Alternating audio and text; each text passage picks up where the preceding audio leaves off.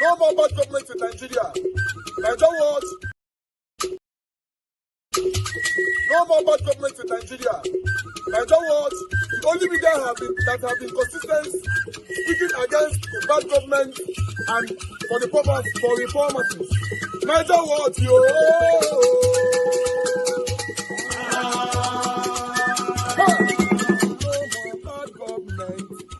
No more bad government. Nigeria what? No more bad government. Nigeria what? No more bad government. The only media that have been speaking. No more bad government. The voice of the voiceless. No more bad government.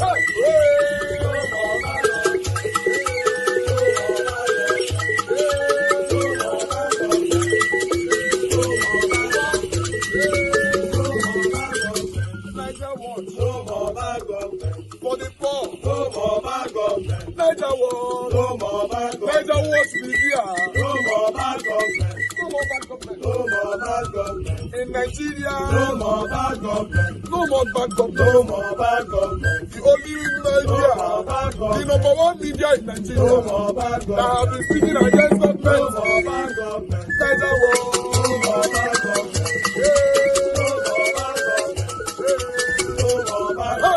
Nigeria what you? The voice of the voiceless. The voice of the voiceless.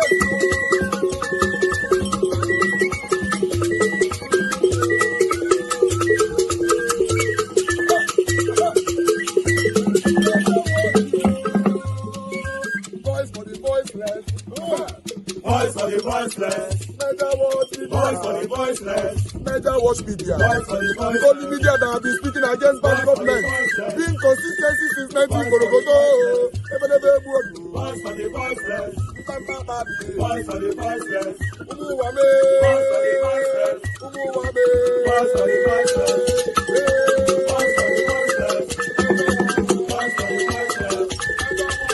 You are standing, and that thing.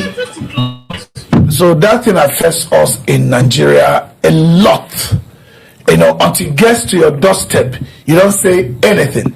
Even this insecurity ravaging everywhere. Yeah. People are not saying anything.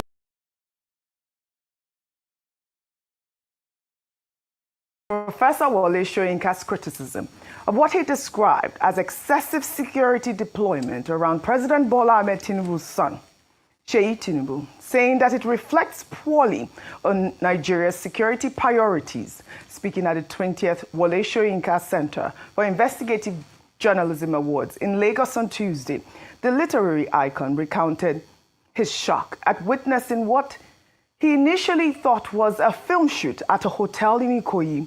He then jokingly suggested that President Tinubu should have sent his son's security battalion to quell the recent insurrection in the Republic of Benin instead of deploying the Air Force and the military. Let's take a look. On one of my home visits, this about 2 months ago, I was coming out of a hotel and I saw what looked like a film set.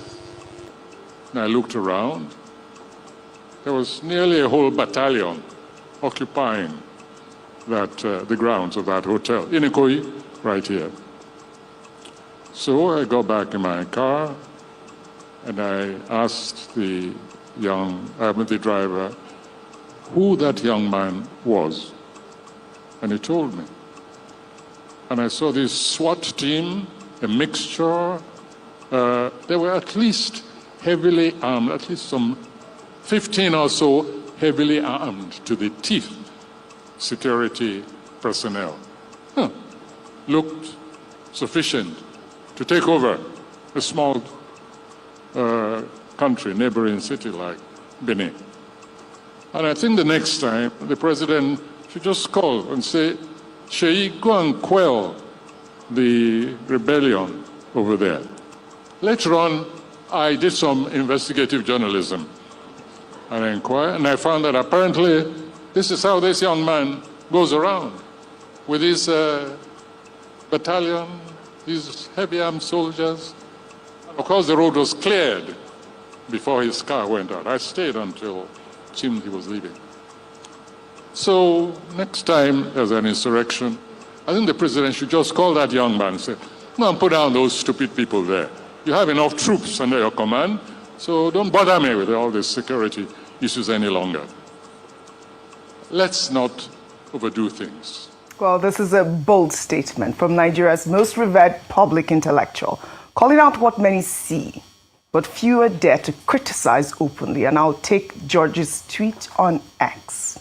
He wrote, Professor Soyinka'S point cuts deeper than the humor in his remarks when a nation's security architecture is stretched thin. Prioritizing the protection of one individual over millions of citizens is a red flag. Nigeria is battling insecurity across several regions, yet we see battalion-level security guarding a private citizen with no constitutional role. This isn't about politics. It's about accountability, resource allocation, and respect for public institutions. Leaders' children are not elected officials. They should not command more armed protection than communities under siege. This culture of entitlement weakens morale, drains capacity, and erodes trust. If we want a secure nation, security must serve the people, not the privileged few. And Dr. Vasi, I'm sure you did see, and you have seen Seyi Tinubu'S convoy. I mean, like this ex-user alluded to, it's, you know, like a battalion. And of course, Professor Soyinka said he was shocked. He thought he was in a movie set when he saw one of Seyi Tinubu'S convoy. And now we are hearing that we need more boots on ground. I'm sure this whole week, that's what you've said on this table. Okay. Let me quote Professor Soyinka directly. He said, let's not overdo things. Yes. He said, children are not potentates. They are not rulers. They should know their place. I think, you know, everyone should commit that to memory. So the Nobel laureate is right to have been terribly shocked that the son of the president would have such a large convoy, what he calls a battalion. A battalion will be, you know, a company of soldiers and maybe other officials. There is no office called the first son of Nigeria. There is no office in our constitution called the first daughter of the Federal Republic of Nigeria. I've had certain anomalous, nomenclatures of that nature. So such positions do not exist. And that's why Professor Soyinka is saying, let us not overdo things. Now, when you place his comment against the background of the fact that there has been an instruction from the president and the IG, Inspector General of Police, that VIP protection should be withdrawn, that those who are protecting VIPs should be civil defense officers. Mm-hmm. Now, in this particular case, this battalion, were they civil defense officers or were they soldiers and policemen? Mm-hmm. And you can also ask the question, what makes the son of the president a very important personality? Or makes the... Is the Ogo Eko? Seyi Tinubu? No, when you look at the protocol list, the son of the president is not a very... What are you saying? Not a very important personality. Didn't he stay ahead of ministers in the protocol list in that Arab country that we went condemned to? It. We condemned it. Ogo Eko? No, we condemned it when it happened. And it has not happened since then. When he was attending council meetings, even his own father said, no, don't sit in council. So now, in this instance, Professor Soyinka has helped to draw the attention of the president to what is clearly an abuse. And he says, look, children should not be overindulged. They should not have a sense of entitlement. Our message is that the president should take special notice of this message from President Bola Ahmed Tinubu and realize that he, having directed...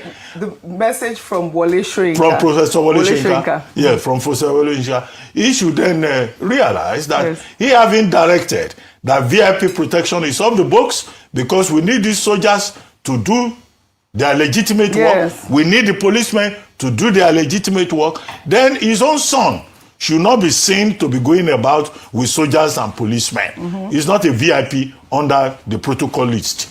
If he needs protection, they should provide they should provide civil defense that they say can be available. He can hire private guards. Right. Okay. There are private companies that are out there. No, some of the private companies are licensed. No, some. Yes. Some private companies. Yes. They're licensed to carry guns. In Nigeria. Show me the private where they will carry baton. Mention. They will carry the baton. Private company licensed to carry guns. They will have relationship with the security agencies, but the president should lead by example and heed the advice of President Wole Soyinka. Dr. Bati, you will tell us who the VIPs are, since the president's son is not considered a VIP. If I come to you, it's not a government official. It's a VVIP. No, it's not very VIP. important. No, it's not a government official. Very important. You are correct. He's not a VIP. He's not a VIP. He's Hold on, wait. I want to come to Rufai on this one. Meanwhile, I have a question on that. On that as well. That's why I asked him. I want to know who the VIPs are. Well, meanwhile,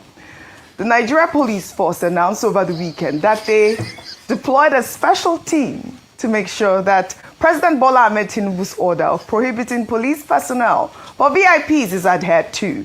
Police spokesperson Benjamin Hundeyin, in a post on X, revealed that the team has commenced a statewide monitoring operation across Lagos and assured members of the public that the Nigeria Police Force will continue to enforce this policy nationwide without fear or favor. Now, they have more police personnel trying to stop police VIPs. So who are this special team that have now been deployed? How many are they? I mean, what really is going on? Rufai, I know you want to tell us who these VVIPs are, but now we also have a team to stop the VIP protocol. You can see the mockery of Nigeria.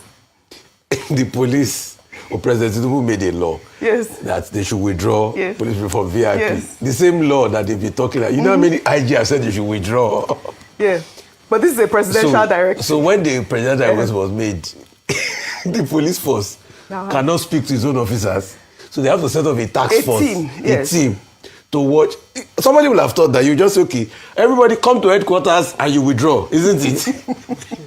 But the police does not trust this. It does not trust. It's not process. But you heard Michael Kiri. Wait, sir. He doesn't trust this. So you have a boy that doesn't trust it. So you have to go and look for task force to implement with him. The police cannot just call. They're within the police as well, right? Yeah, the police cannot just call people to say, okay, withdraw that. You know why? Because the withdrawing from VIP will cause problem. You know how many police officers are benefiting from VIP, that they are shopping from VIP. You now want to withdraw their retirement benefit. So it will cause big problem for them. So that's why. And secondly, I don't know, Dr. Abati, it's obvious you don't live in Nigeria. And with due respect, okay, maybe Professor Wole Soyinka, because he shuttles around, but he still lectures, and great one. Is it today Seyi Tinubu has been carrying police protection? Please fact check me. Seyi Tinubu was probably using police protection before his father became president. Fact check me. Ex-governor's son. So, and Dr. Abati is saying, who is the VIP? It's not VIP. You are wrong. It's VVVVIP. He's the one and only. Ogo Eko, Ogo Lagos, future governor, Seyi Tinubu. Me o Simbe, I'm not there. It's Dr. Abati. He's saying all sorts about you. I defy my authorities to you. See, battalion, in fact, the ones president you can't show, it's not good enough. They should increase more. You know your life is under beginning. You are our future. Ogoeko, please, President Tinubu, increase Seyi Tinubu's security protection. Please, I'm sorry, Ayo. I'm sorry, please. With due respect, ignore Professor Wole Soyinka. He doesn't know what he's saying. No. Increase. Obviously, you know I'm being sarcastic. Yes, being sarcastic. But I am telling you with humor the depth of the decadence in the system. All right. I know you had a question. So I know the question borders on whether or not, and I want that to be what we are discussing now. Who are the VIPs? If a president's son is not considered a VIP? Yeah, I mean, to be honest, I would have thought that the president's immediate family members have a right to some level of protection by the Nigerian state. And that's what I was going to confirm, because if you look at democracies like America, for instance, where we have a copy system, there's protection for the immediate wife and children. So What I feel is the abuse and the excessive use, because they are politically exposed, at least whilst their parents are in office. I know that in some countries it is up to a certain age, maybe under 16, and in some countries, because they are politically exposed, they have access to state protection. However, what we saw, or what Professor Soyinka describes, is a flagrant abuse of that protection. Because, I mean, he is politically exposed as a result of the fact that his father is president of Nigeria. But when you then have a battalion, for Professor Soyinka, who is a family friend, to be shocked and to complain about this, especially at a time when we're talking about the fact that we don't have enough police officers, we don't have enough security operatives, then it is something to talk about. And I think that's where the issue is. It is just an abuse. And the fact that it's not just police president's sons, but even people, normal citizens. I've seen religious leaders go around with police escorts. I've seen people who can afford to pay maybe 30,000 naira a month go around the police escorts. Those are the things that we need to stop. Police escorts. Those are the things we need to end. Okay. We have to go. The first family is entitled to That's protection. the question. Now, what does the protocol list say? Yes. And then Professor Soyinka said, for Seyi Tinubu, the road was closed. Yeah.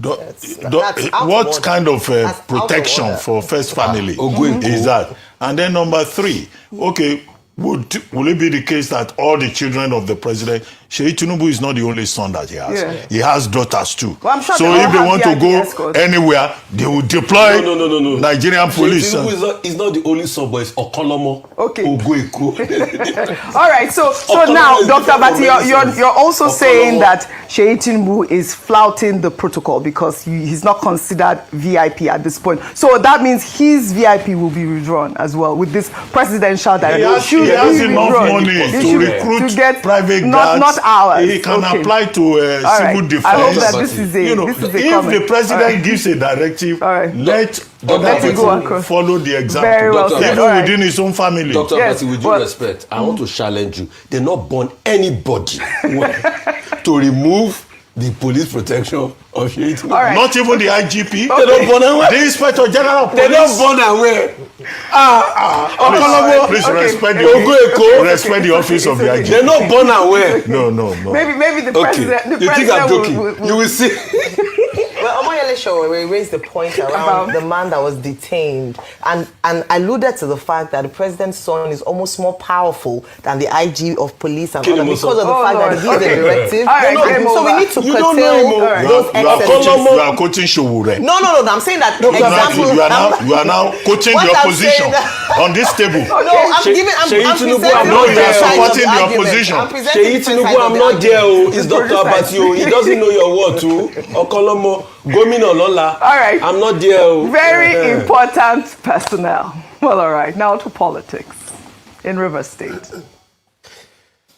The much anticipated announcement of Governor Sim Fubara's defection from the People's Democratic Party to the All Progressives Congress has been met with mixed reactions. The governor made the announcement during a stakeholders meeting in the government house in Port Harcourt. Addressing a crowd of supporters, Fubara stated that he joined the APC as a gesture of reciprocity and that without the support of President Bola Ahmed Tinubu, he would no longer have been governor. Let's take a look. Our only thank you to Mr. President is to support him. And we cannot support Mr. President in isolation. And we can't support Mr. President if we don't fully identify with him, not backyard support. So we have taken that decision today since we've gotten the pass. Everyone here who have followed me, who have suffered with me, our decision today, this evening, we are moving to APC. On your mandate, we shall stand. On your mandate, on your mandate, on your mandate, we shall stand.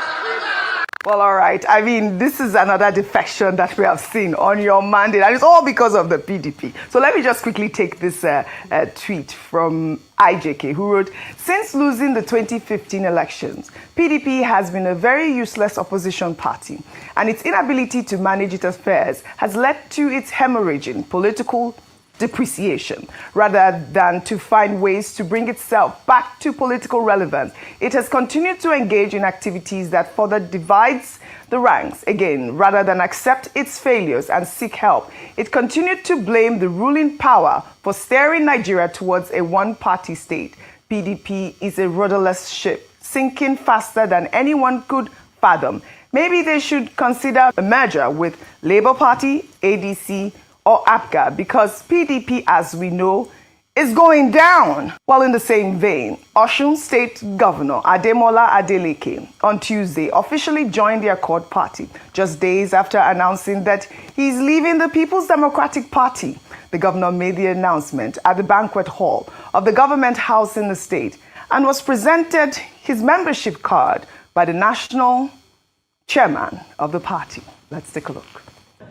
His Excellency joined Accord on the 6th of November 2025.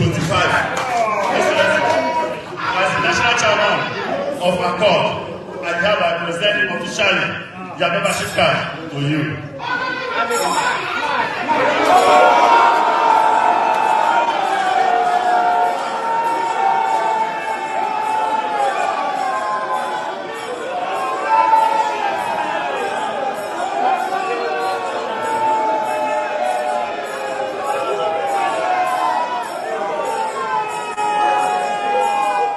Today, we unveil the new platform for the good people of Osun State, from Osun West to Osun East to Osun Central. This is our party, our new platform for victory come August next year. Osun voted for good governance in 2022, and they will support continuity in 2026. The mass of our people are for continuity, and Accord is our party for victory next year. Well, Adeleke had announced his resignation on December 2nd, saying that it was due to persistent turmoil at the national level of the PDP. Now, with this defection, the PDP now has 6 governors, with Abu Kefas of Taraba State and Caleb Mutfwang of Plateau, who is now wanting to join. I mean, I've seen reports that he's saying he wants to join the APC. Even Kefas, yes. They're going to join the APC. So we've seen this story now from Osun State. Osun has gone to Accord, and of course we knew that Fubara was going to go to the APC, but he said that the PDP had done nothing for him, Dr. Abati, and one of the reasons why he left, why he's now on President Bola Ahmed Tinubu's mandate, is because the PDP failed him. Your thoughts? Well, in the case of Governor Sim Fubara, we have said nobody should be surprised, nobody should be shocked. This was a man who was removed from office for 6 months, March 18 to September 18.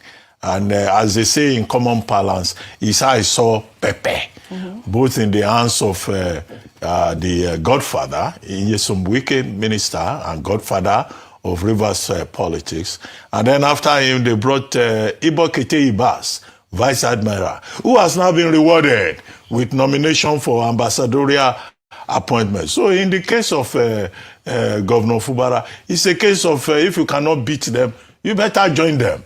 72 hours after members of the House of Assembly, led by Martin Amewewule, jumped to the APC, he was also an orphan all over again. So did you expect him to wait till they would impeach him a second time?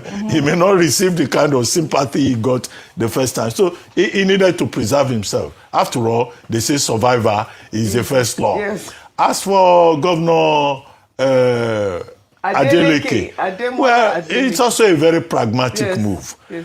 Okay, I was saying there is trouble in APC in Osun State. The APC members who wanted to be on the primaries on December 16, they were disqualified, Omishore and Co. So they are fighting within the APC. Even if he wanted to go to the APC, the people in the APC don't even want him. And then PDP, you don't know which one is the authentic fashion.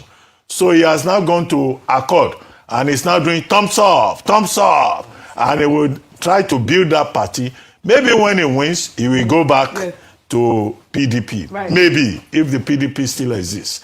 Finally, earlier on, I mentioned some states that are still on in the opposition. I forgot to mention Anambra. Anambra is still Apuga. But he's going to support President Bola Ahmed Tinubu. Okay. He came out to say that. 100%. He's still an Apuga, yes. Apuga state. He's almost APC. Okay. So we face the threat of a one-party state. This is what it is. This is what it appears to be. But also, I would say kudos. Abia is Labour. I mentioned that. Abia speaks favorably of President Tinubu. Yes. Also, but I don't think Governor Alex Uchi is talking about going to APC. It will not defect. Well, but it speaks favorably. But correct. I feel like Adeleke did great. A complete game changer in Osun State at this point. The fact that he moved to Accord Party, not to, of course, not to the APC. But obviously, we also saw the story yesterday or the day before where the first lady was in his state and she received that chieftaincy title, the Yeye. Of what? Gbogbo Ile-Ife, yes, where she, Odua, where she actually, was speaking with the governor and, trying to time him. But, like people had said, it appeared to be a brotherly sort of conversation when, that's some of the analysis that I had seen online. That it wasn't much of a disrespect. It was a beautiful party. You'd seen even after the party, they were all dancing. They were both dancing together. Your thoughts on that really quickly before we move. So, some people said it was brotherly. A lot of others said that it was disrespectful to the governor, and especially because it was done publicly. And this is what we say, that you can be a wife or a friend in private. When it comes to state events and where you have to follow protocol, he is the property of the state at that time. And I believe that the proper respect ought to have been accorded to him. The next day she came out to wish his wife a happy 60th birthday to show that they are friends. But I think that the presidency and the family do not need negative press at this time. And so maybe it's just an opportunity to be aware of the fact that you are in public. You can have private discussions and private banter, but when it comes to that office, you have to respect the office. It's not about the man. I disagree. I saw the video. There was nothing brotherly or sisterly about that behavior. This is Tinubu insulted the governor of Osun State. No, please. Don't put lipstick on it. That was off key. It was off limits. She had no right to talk to him rudely in that manner. But what I will praise here is Governor Adeleke's maturity. He was so mature. He acted in a matured manner. Very Don't come and say brotherly. I said it was disrespectful. But she didn't say. Just go straight to the point. Yes, I said and say it was insulting, it was disrespectful. It should not happen again. The wife of the president is not a headmistress over governors. No. We just delivered in different ways. I said it was disrespectful. We just say it straight. I just said it. We just delivered in different ways. You have changed your mind. No, Dr. Abati, you can rewind it. I said it was disrespectful. I said you can have a private relationship. It was rude. It was You can have a private relationship, but in public, it wasn't I that said that. I said I have seen some comments that people said is a brotherly thing. You have seen the videos of them dancing right after that actual incident occurred. They were dancing, hugging each other. They are very good friends at this point. Well, all right. What would we say? Congratulations.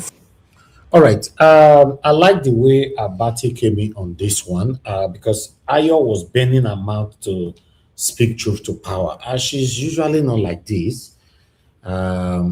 Sometimes when it comes to top personalities like this, you see people start to bend their mouth to talk.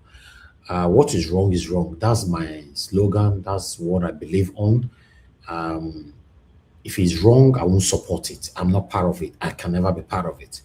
But yes, I applaud Abati for calling out Ayo there to speak properly. Then she was able to reverse back and strengthen her submission.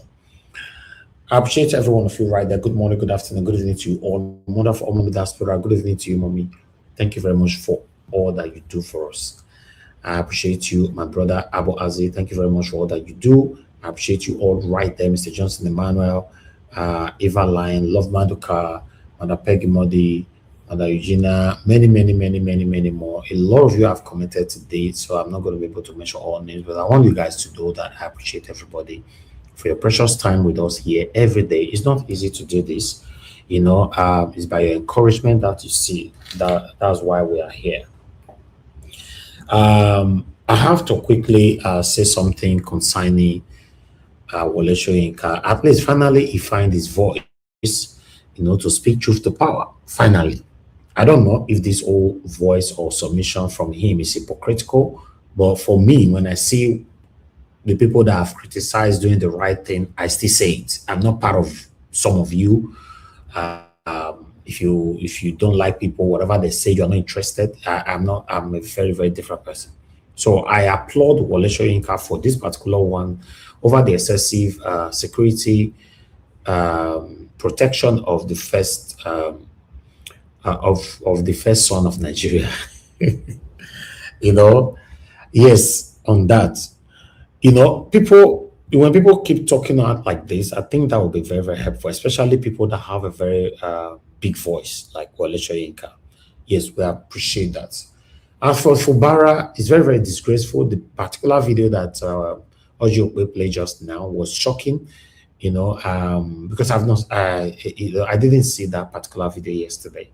And that was shocking. Yes, sir. Who are you praising? I'm not praising anybody. I'm recognizing Wole Soyinka. Let's concentrate on the word. All they put in name, join now. And it doesn't matter, you know. I have to do it. They are useless people. Don't worry. When you get to your submission, you give yours. Don't worry. You know.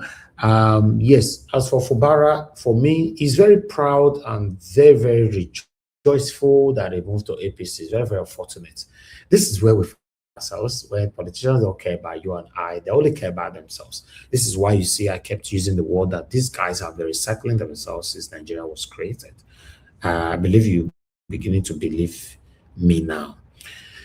You know, as for Peter Obi will remove Tinubu in 2027. You know, Eunice Atanko believe that so much and all that. So I don't know about you. I want us to talk on that particular one later on when we start a proper holistic submissions on this platform.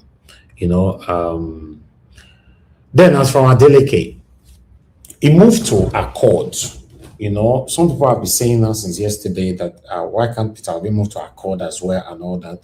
Why some people are saying that Accord is owned by Tinubu? I don't know, allegedly. A lot is going on social media right now. If Accord is owned by Tinubu and all that, blah, blah, blah, I'm not aware. I don't know anything about Accord Club. Or is it party or club? I don't know, party. So I don't know anything about that party at all. But for Peter Obi to move to that particular place, I don't know.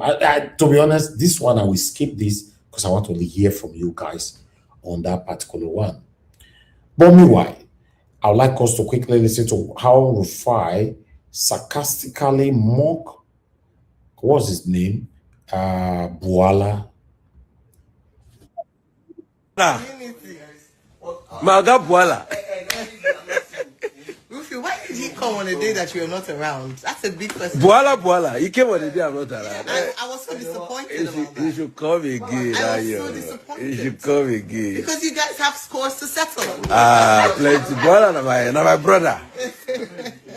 They say for the ambassadorial list, they say they put some funny names for there. Funny names, number one.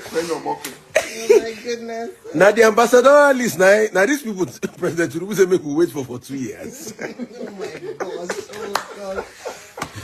Now these people, now President Tinubu say make we wait for 2 years. Now these people, the set of people waiting and see for them. So I don't know. In fact, Undume talks. They put dead body.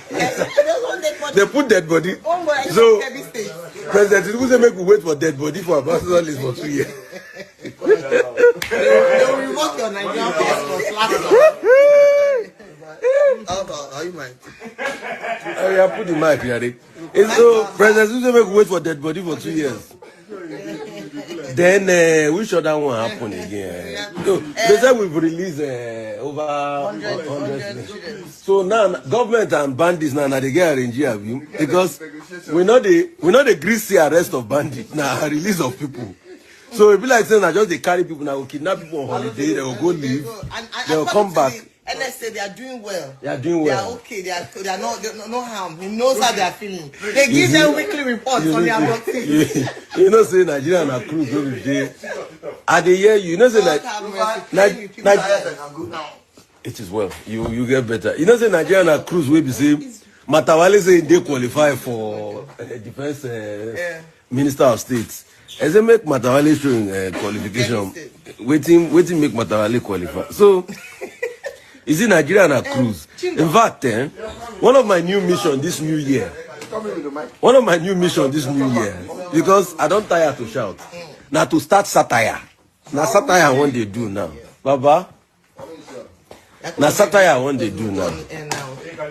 Waiting the happen. Yeah, let's who go and buy the drinks? Let's declare something. I trust. Let's declare. Rufa is just something else. You know, if you check this guy sometimes, you know, he's just but nevertheless, I would like you guys, because he says something very, very significant. These guys release people and they don't arrest the kidnappers. Why? Watch this video.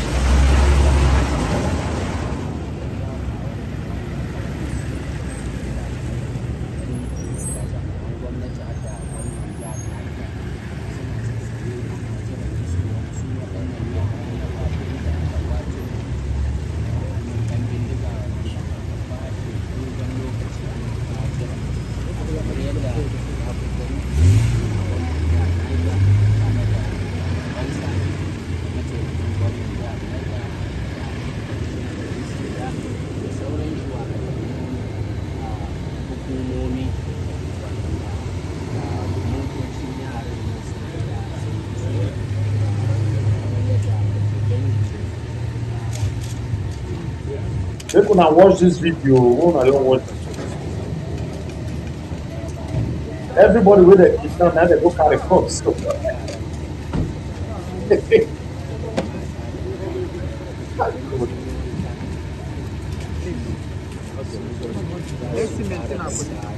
I want to whether I will notice something for this video. You know, go talk. Let's see if I will notice something. Oh, everybody wait there, all these children, so they kidnapped them for the past how many days?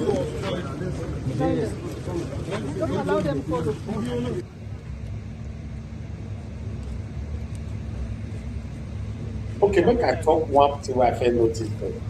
All their clothes where they wear, kidnappers get washing machine where they take wash all of them for them, and then they come out. They come pack all of them for washing machine, they come wash and they come hang on now.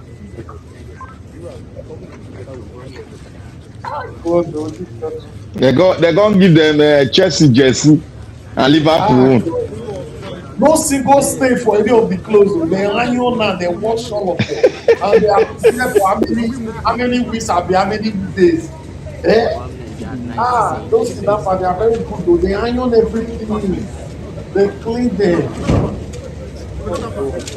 Our government is trying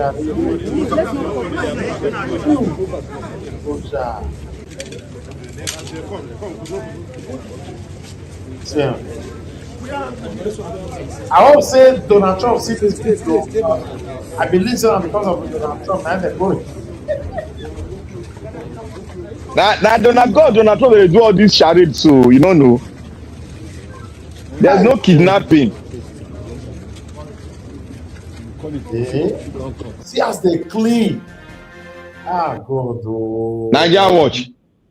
Yes, my brother. They not kidnap these children. They not kidnap them. Now lie they talk. So are you Now telling lie me they that? talk. No, but if I say they really kidnap them, just that the kidnapper iron their clothes, wash and No, they not kidnap them. They not kidnap them. for you. Yes, they did not kidnap them. Even though they understand what they happen. The last video that I have for you guys is from Natasha Akpoti.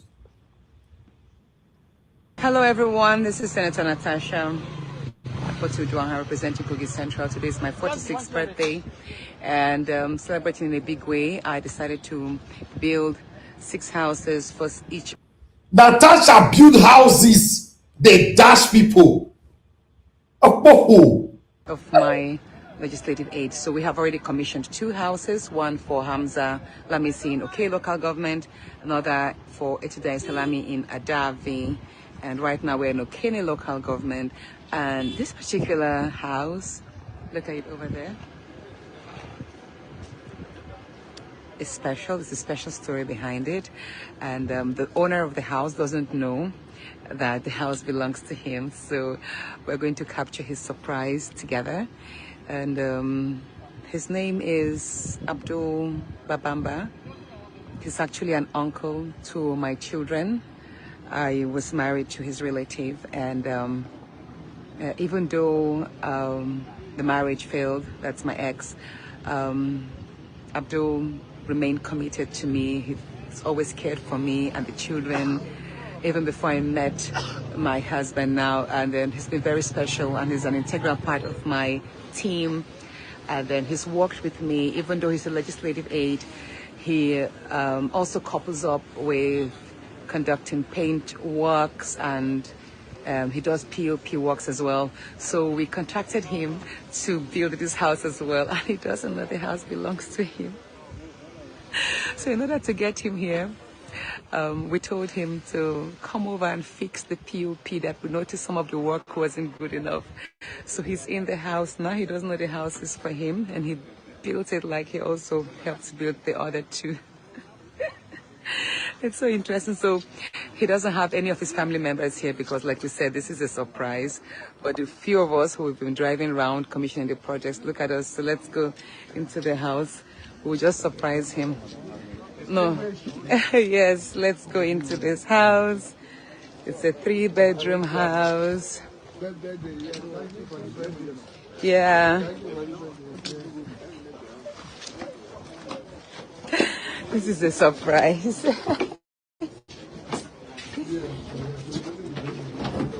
Yeah. Can we have someone hold my phone, please? Can we have someone hold my phone? Hello. Hello. Oh, no, okay, no, not this way. Make sure you capture everything. When I'm speaking, I want to capture his expression. Do you understand? No, it's better you know, because he knows the person, he knows the video. Do you understand? This woman, there's no way she's not going to become president for Nigeria someday. Hey, this woman, no, I'm just proud of her. Make sure you focus.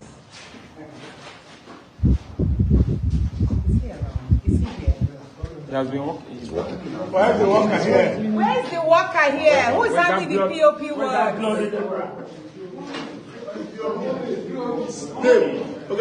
POP man.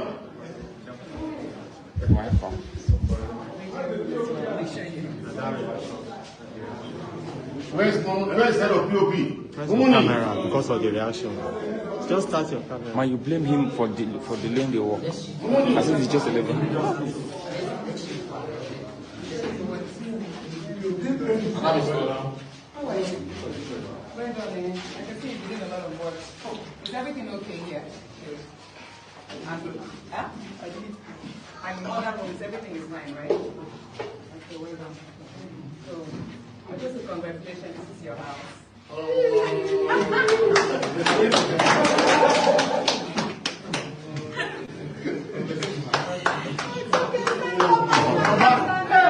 Stand up. Stand up now. It's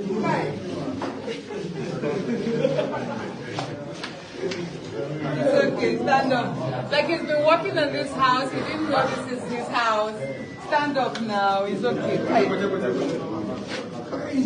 Hey.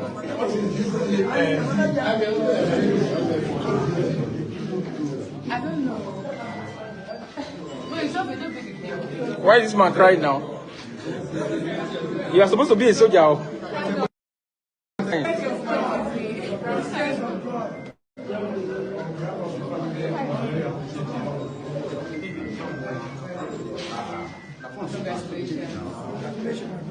You've been there for me. We've worked together all through. I've known you for, should I say, 20 years. You were a very little boy then. And you've been a good uncle to Nadia and Seyi. And even though things went south, with the family, you've always stayed committed through my journey in SDP and into Filipino. Stand up, please. Congratulations. Had him to build his own house. So he was building his own house, not that it was his house. Congratulations. Thank you. Thank God. We just give God the glory, So I think congratulations. Thank you, everybody. Thank you.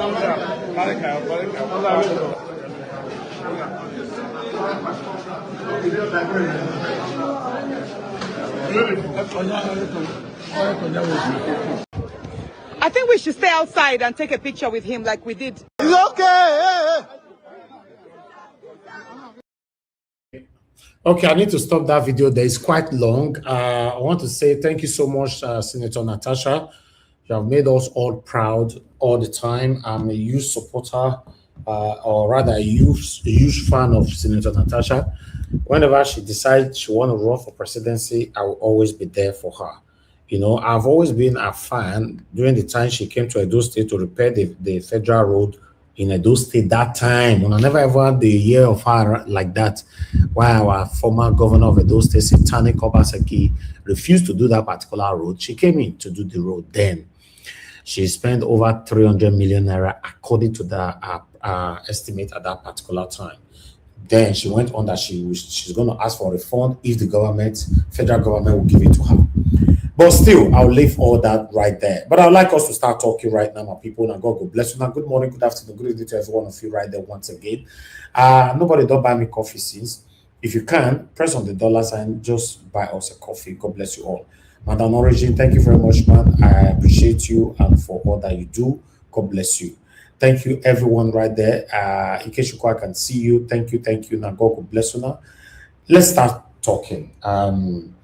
I don't know, nobody's calling in right now. I'm just going to move on to Black Panther straight away. We only have 2 people on the panel. For those of you that want to join us, please come in on time.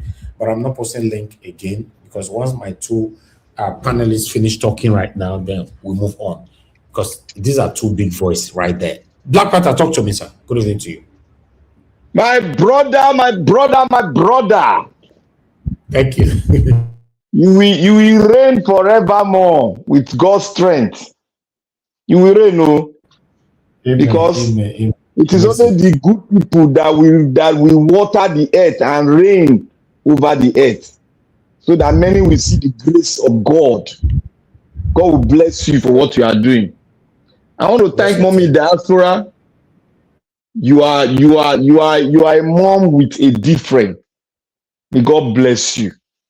Keep you for us. Maybe someday when we come to UK, we will not see you. When you see me, I will not display for you well. I want to thank everyone that has spoken. I want to thank Brother Rita. God bless you, man.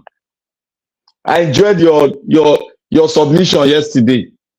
And I want to thank everyone that has been hooked up to Naija Wash, addicted to truth. May God bless every one of you. And let's keep that flame flying. It's somehow discouraging, but let's just keep on moving. We have no other place but Nigeria. I want to start from Madam the Senator.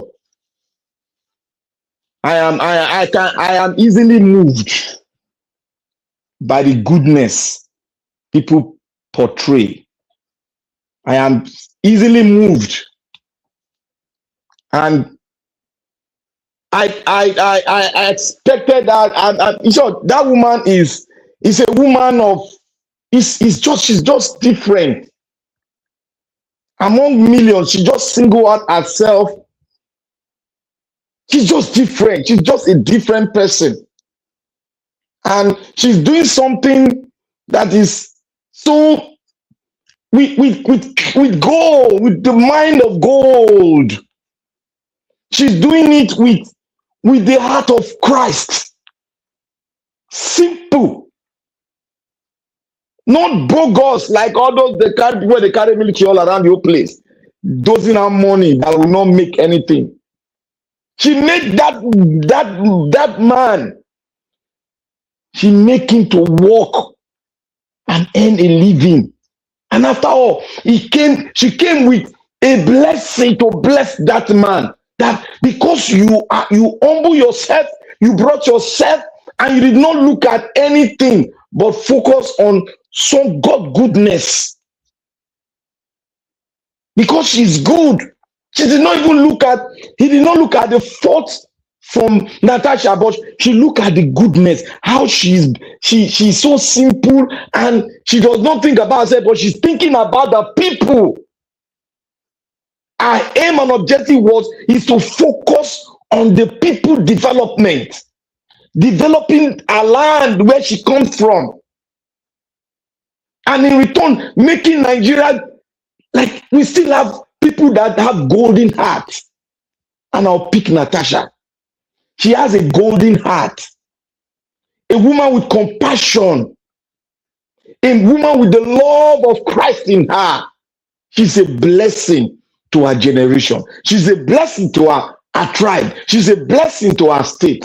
Many might not see, but I have seen the goodness. I've seen her portraying Christ, delivering Christ to people. And that is what God said we should do. Open your heart. This thing we are doing, we all leave it. Let's not put too much value. I've seen a woman that doesn't even put value on anything. She goes on, do it. A woman that will tar a road connecting two states. Without no God, the state government assistant. She did it her own money. Her hard-earned money she worked hard for. Without no man on her side, she did it. Without no hearsay, without no side talk, she just went on, did it. That is a woman with a golden heart. I doubt if we have such women like this. There are few. That's why I say she has a golden heart. May God bless her and make her, if she comes around to go for a bigger position, I think I have to be at the front run to campaign for her. I will be at the front burner to campaign for her with authority and audacity. I want to go on to one thing that, yes, I spoke yesterday. I said Nigerians are missing it. We are not putting our eyes on the ball. Now, people of Nigeria as a federation, we have disappointed ourselves. We have seriously disappointed ourselves because we go for the infinitesimal things and leave the big thing that we are all fighting for, the big apple. Rather, we are going from the crumb, we are going for the crumbs. Now, if you don't know the design, if you don't know how to weaken the forces that are against us, they've given us a weapon and we did not recognize the weapon. We are shouting, terror is here, terror is there, terror is there. If you don't know, today you will know. Do you know what it means to get in-depth information, sacred information? You have to pay millions of naira to get this information. And I want to thank Sahara reporters. I want to thank them. Because of them, I've been going around a lot of doing my own research on my own. And what he did was superb. Superb. I know he might have spent a lot of money, but God will replenish that money for them in Jesus' mighty name. The thing we should be fighting for, the thing we should be shouting all over the globe to buttress our fact that this thing is a gang up against us as a nation. Some few individuals that have risen up, that have stolen the wealth of the country and have given it to the hands of the illiterates. The Fulanis, they have gang up because they are running a cartel of our resources all over the country, and they have gathered wealth in the billions of dollars, not in millions again, in the billions of dollars. And we are here. These are sponsors of what we are getting today, what they are delivering to us, killing the people, killing our children, killing pregnant women. The cost of this, people that cost it, the generals are there. They are saying it every day. You've seen them, but none of us are mentioning them. One, El-Rufai came out to say, we sponsor, we brought these people in. And nobody still, people are not talking, bringing him to the limelight so that the world will know him. He's hiding now.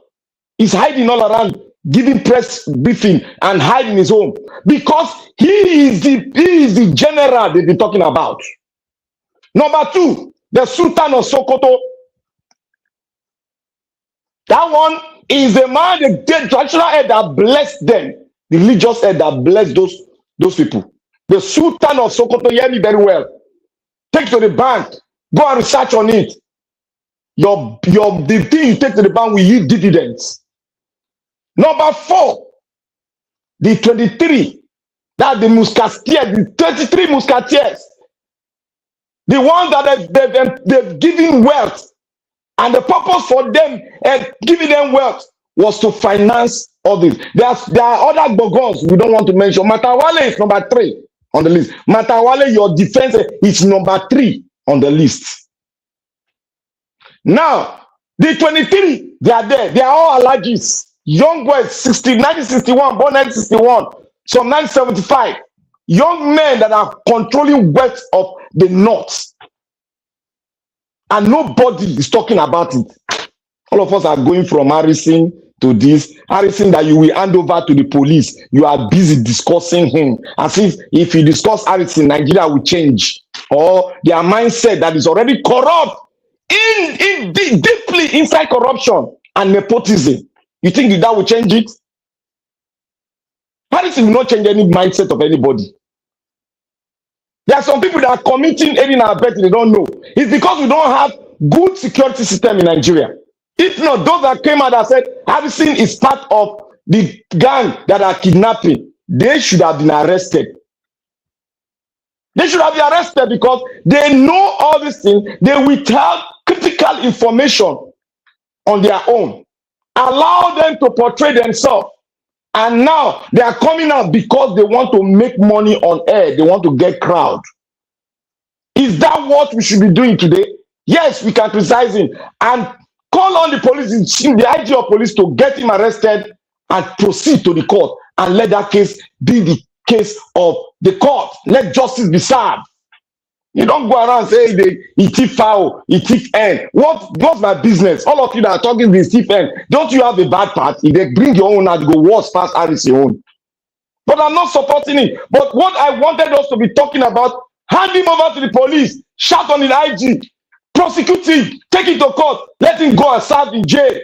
Because what you are seeing now, they will cover it up, it will disappear. Nobody will go to jail.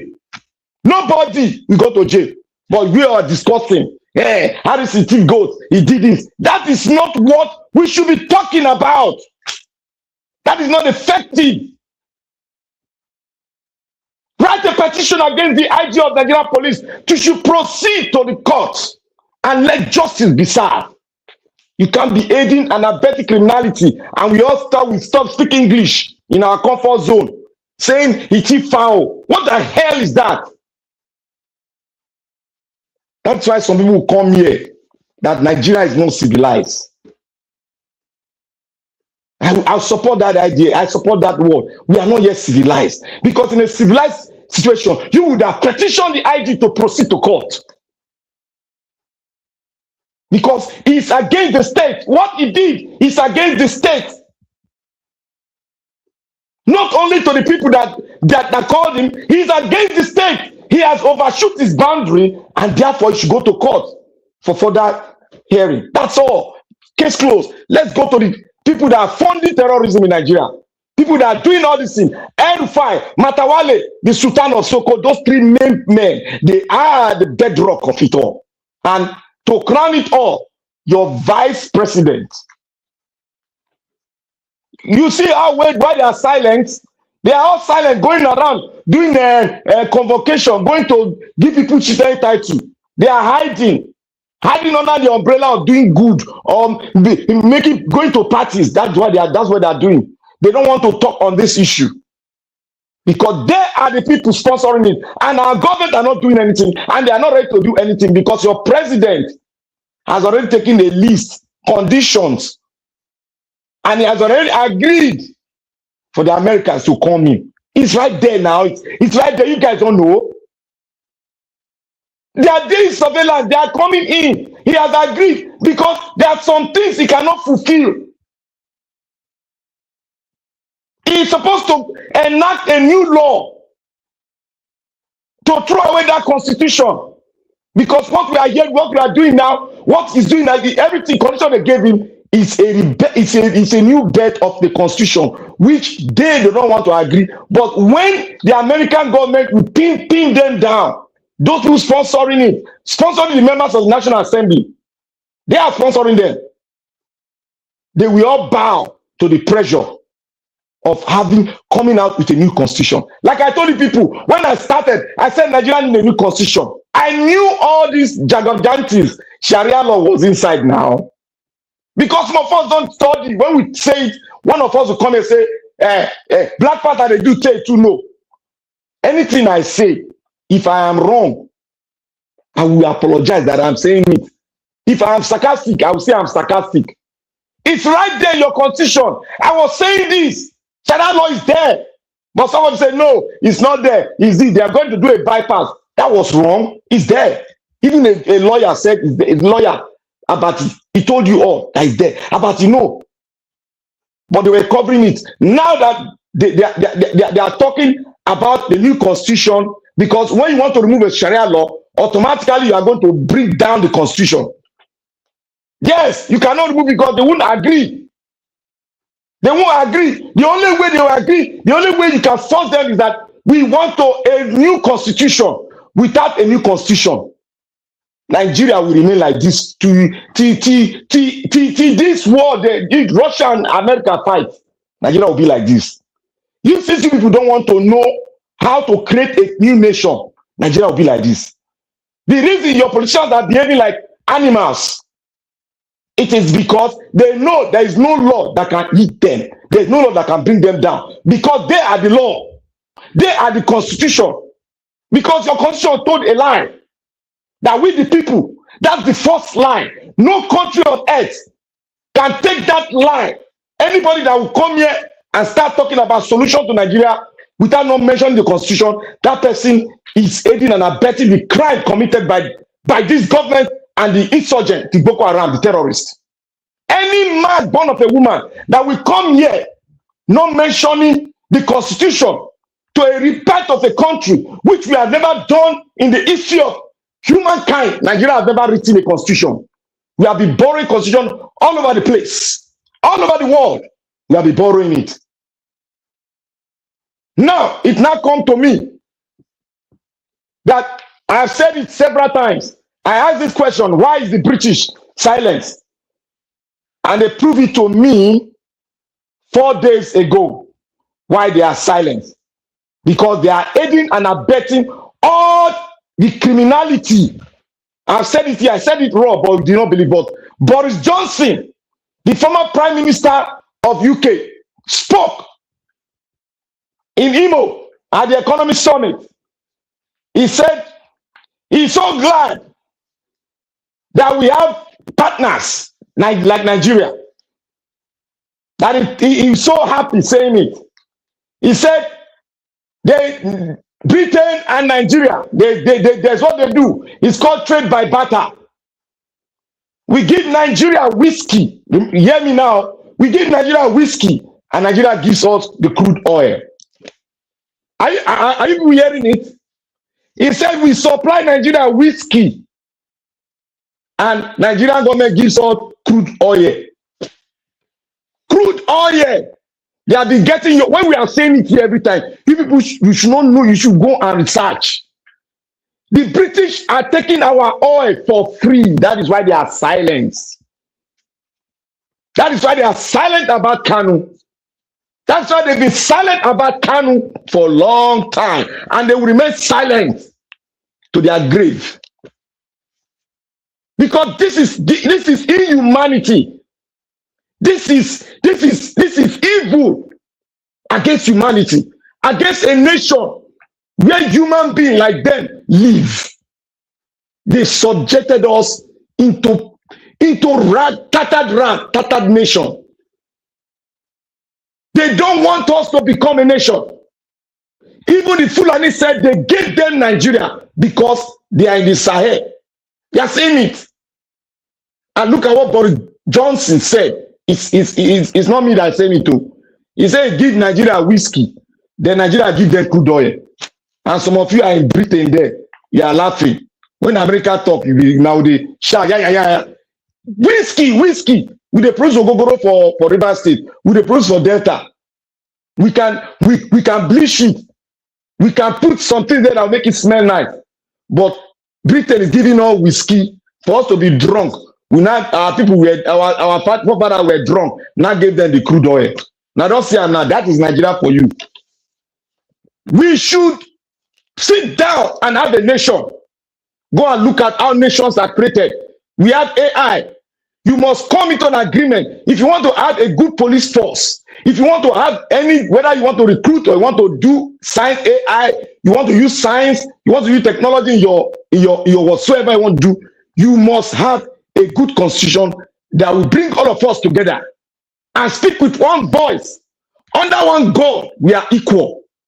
If we don't do that, all this one we are talking about will continue, because the wicked people, they want to elongate it so that they can do more damage.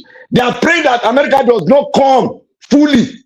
They are praying that the government of America should change to Democrat, because those ones are liberals. They would allow them to shift so that they can finish what they want to do. They've gone to Turkey to ask how Turkey did it. That is why Gumi went there, because the Turkey government is in support of them. They know your Matawale that you call that rogue. He went to Saudi Arabia to sign a defense pact. That's why I say we don't have the same defense policy. I have this question here. He went to Saudi Arabia on behalf of Nigeria to sign a defense pact with Saudi Arabia that United States is securing their land for them. What does that tell you? Is it a defense pact? The answer is no. He went there to do something that you and I does not know, but they called it defense pact. How can you have a defense pact with a lazy dog that is being protected by the West, by the United States? All their defense, anything, if America walks out of there, Iran will come into Saudi Arabia and take it over. And these are the people Matawale is calling to come and give us defense. What do Saudi Arabia have? What do they produce? What do they produce in terms of defense? Tell me.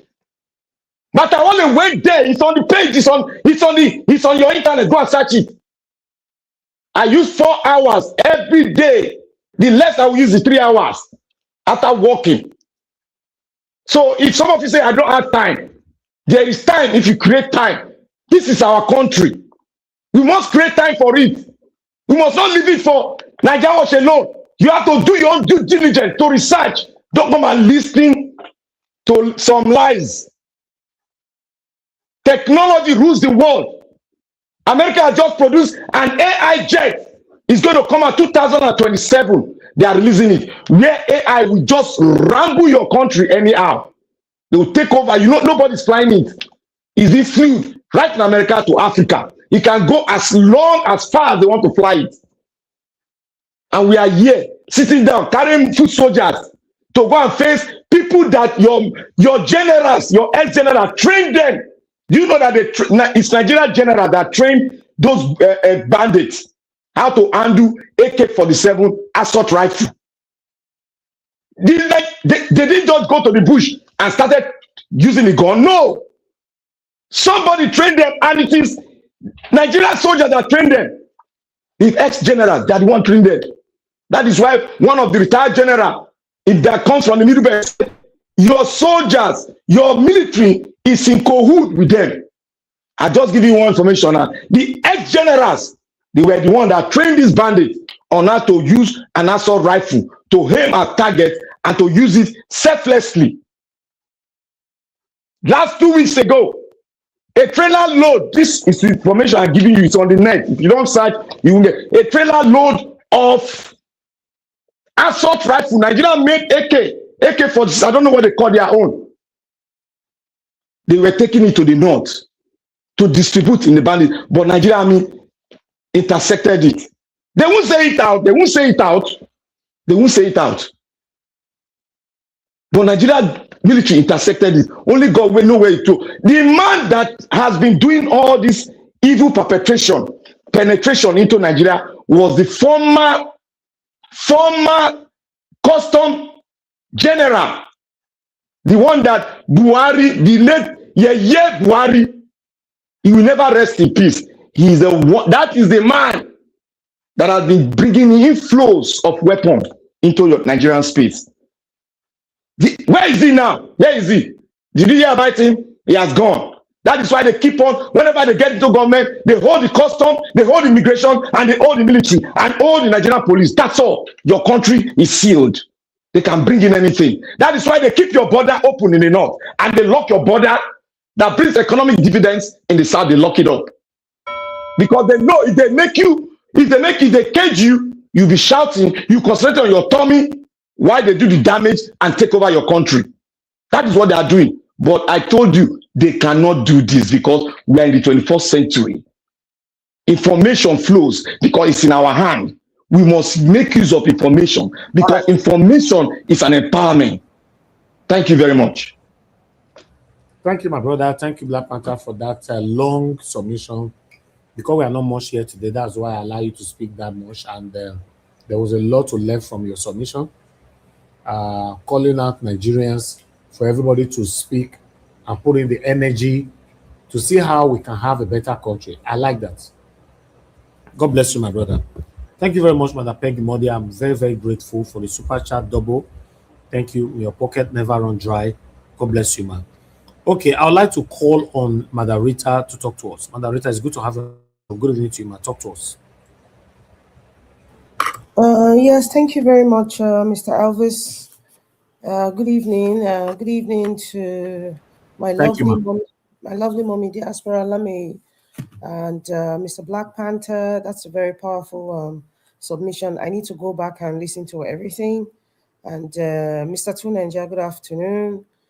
Greetings to everybody in the comment section. Stella Masemedo, Peggy Modi, Abuazi, Johnson Manuel, everybody there. Greetings to you all.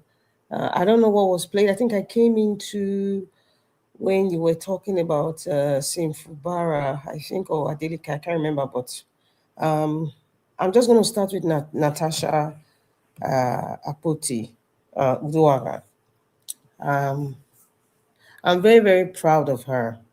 I'm very, very proud of Natasha Apoti. At least we have another Natasha that is mentally stable. She's doing some good things out there, inspiring people, and just loving the country that she's in. She just loves the country and she loves people. If you want to be a politician, you have to love people. That's what it is for you, because if you want to serve, it means that you love people and you want people to do better with the skills that you have, with the knowledge that you have, and Natasha is just expressing it out to everyone. She's just an amazing woman. I want to thank her. I know some people were like, oh, why is she building a house for her aide? Probably working with her. The other people who are homeless in Kogi. Listen, she's just a senator, and she's just doing what a senator would do. There's nothing really special per se, but we are acknowledging this because of the kind of country we're coming from. We can see the abject poverty, and what is happening, to people who are supposed to be serving the country, the kind of lifestyle they're living, including their children. So seeing one person out of the pack doing something quite different, she deserves some sort of accolades. Yes, she deserves it. Many people could do more, and I believe she could do more if she's giving more of the resources that she's getting. I don't even know if she spends her personal money, because the kind of things that I'm seeing her do, it's amazing. It's not just this house building. She does other things, and very, very innovative things. I just want to say, keep doing very well, Natasha Akpoti Uduaghan. But see, in all of this, I have to mention this. People talk about alpha women. There's nothing like alpha women. It doesn't exist. At least, well, that's my own opinion. But when you see a strong woman doing the talk, not just talking, it's not that she's an alpha woman. In this case, there are two parts. There are women like this that are not married, but they're just sacrificing and doing stuff for the society because of the love of the people.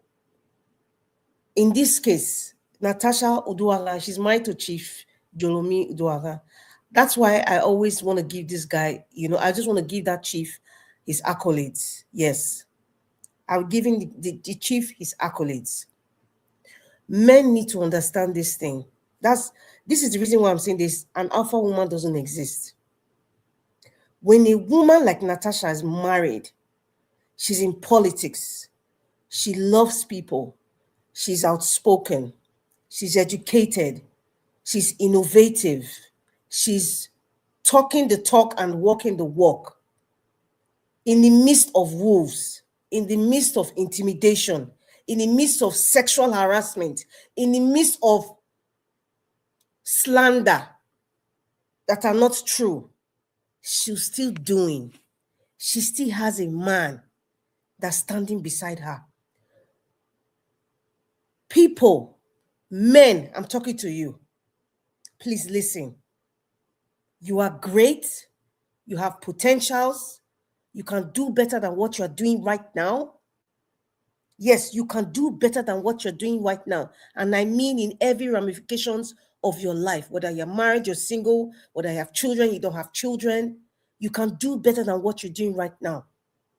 Nigerian men, please take a cue from Chief Jolomi Uduaghan, a man that wants his wife to shine, a man that has recognized his wife's potential, a man that's understood the love, the passionate love this woman has for her people. Let her shine. All the accolades, really, of whatever this woman is doing, is really going to Chief Uduaghan. That's the truth. Even if she's a politician right now. Yes, and I'm sure she has been in a relationship where the men can't handle her love for service. It's basically service. What she's doing is service. People who really want to serve are the ones that should be in politics. But what we have today is people who are so enwrapped in gluttony. They're gluttons. They just want to eat and eat until they explode. But this woman, she just wants to serve. She just wants to serve. And her husband is supporting her, regardless of the vicious cycle that she's in. Mr. Elvis, please, I would ask you to please, can you just give a clap for Chief Uduaghan? He deserves it. He deserves it. A man that's always with this woman, even behind the scenes or on the scenes. Listen, he deserves it. He deserves it. Chief Uduaghan, you deserve it, sir. Thank you very much for standing beside her with all the lies that they've said about her. Listen, let me tell you out there, woman, whether you were married second or twice before, there's always a man that would believe in you, that would stand for you, that would not feel threatened, that would understand you. If you're in a relationship where the man doesn't understand you and wants to pull you down, please step away. You do not belong there. You don't belong there. And in the end, men, you can do better. Men, you have all the potentials to make your children greater than you are, to make your wife better than what she's doing, to inspire her.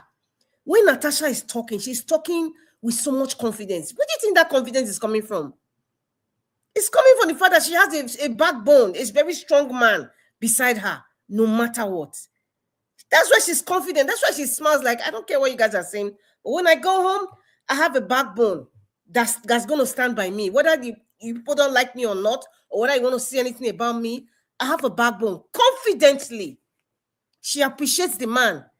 Yes, she does. And the man appreciates her. And I want to say thank you so much. I know, Natasha, you can do more than what you're doing. It's really not, you can say it's a big deal to own a house for someone to just give you a house for free. I mean, you all live in the diaspora. It's so hard. Even the government doesn't give you, nothing is free. There's no free lunch anywhere. But obviously, she has said that this man has stood by her. He's a former in-law, and he's a hardworking person. But for Natasha to recognize his hard work, and he deserves that. He deserves it. And she has seen that, oh, perhaps this man has been on rent for a long time. Let me build him a house. This is what is called leadership, building people, not because you want to use them, but because you have seen that they are dedicated, they are honest, and whatever it is they're doing, they do it with their full heart. He was building that house with his full heart, not knowing that it was his house. So I don't care if I use all my minutes for this woman, but because people need to recognize that other part, not just what you see on TV, but what's happening behind the scenes. It speaks a lot of stories. You can get a lot of stories out of Natasha, even as women out there, whether you're a Muslim or Christian, or you wear a baklava or whatever, a burqa or whatever, you can do things in your society. Love people. Natasha loves people. When Mr. Elvis talked about how she even helped with the roads, that was happening in those states. When that coward Godwin Obaseki ran away, he couldn't enter the federal government. This woman is not even from Kogi State. But just take a look at what she did. With her 300 million, that's a lot of money, man. That some people have never seen in their entire life. But this woman, she was just selfless. It's not for Kogi people at those states. Edo State had a governor, but she did it because she loves people. She just wants to see what is the reason why people are suffering. I mean, for crying out, if I can do it, why not? Let me just do it. She's not doing it to be popular, because she loves people, and she believes that people should have a good quality of life. People shouldn't be struggling about the most basic thing of good roads, clean water, and a roof over your head. That is the basis of service. You are trying to serve people. People understand this. It's not just in politics, in anything that you're doing, especially if you're in the service industry. You're trying to, you love people, you want to serve them. That is so humbling. She could have used all her money to start acquiring houses in Dubai, south of France, in London, in Spain, everywhere. She would have used it and just be like doing whatever it is Akpabio wants her to do, and not give a rat behind about anything or people. At the end of the 8 years, she leaves. They will even revote her again. If she gives them rice and beans, they will vote her again. But she's not doing that. I use this word, S-E-E-N. Seen. Seen. When people are seeing what she's doing, she's not just talking. It's being done. We are seeing it. This is on a personal level now. She's doing this now. People are like, oh, do you have to put it on social media? Yeah, she put it on social media. For those of you who are multi-billionaires, it's not just saying I'm a billionaire, I'm a millionaire. You're saying it proudly. What are you doing to change somebody's life? What are you really doing to change somebody's life? There's a lot of people right now who are going through a lot. This Christmas season, many people are going through a whole lot. Many people have lost people this period. Many people are traumatized. What are you doing for somebody? Please remember that people are going through a lot. the IDP camp, people, I know everybody has their own personal issues, but the IDP camp, people around you, your neighbors from where you grew up, where are they? Do something for somebody. Just do something for somebody. Do something. It doesn't have to be whatever your capacity is. Just do something. Natasha, thank you very much. And Chief Uduaga, thank you very, very, very much, sir. Thank you. God bless you, sir. And moving along, as for Wole Soyinka's comments, I'm just see. I think I saw it was yesterday. Wole Soyinka is saying like what we say here every day. Okay, the difference is that he's a more influential person, and you know, with that fact, for him to even say that, okay, people will probably have their ears raised up like a fox to say, okay, hello, somebody as big as this, somebody as influential as this, somebody who is a friend of the man from Bodilon is criticizing his son, you know, and I actually checked, I checked the Nigerian Constitution. There's no provision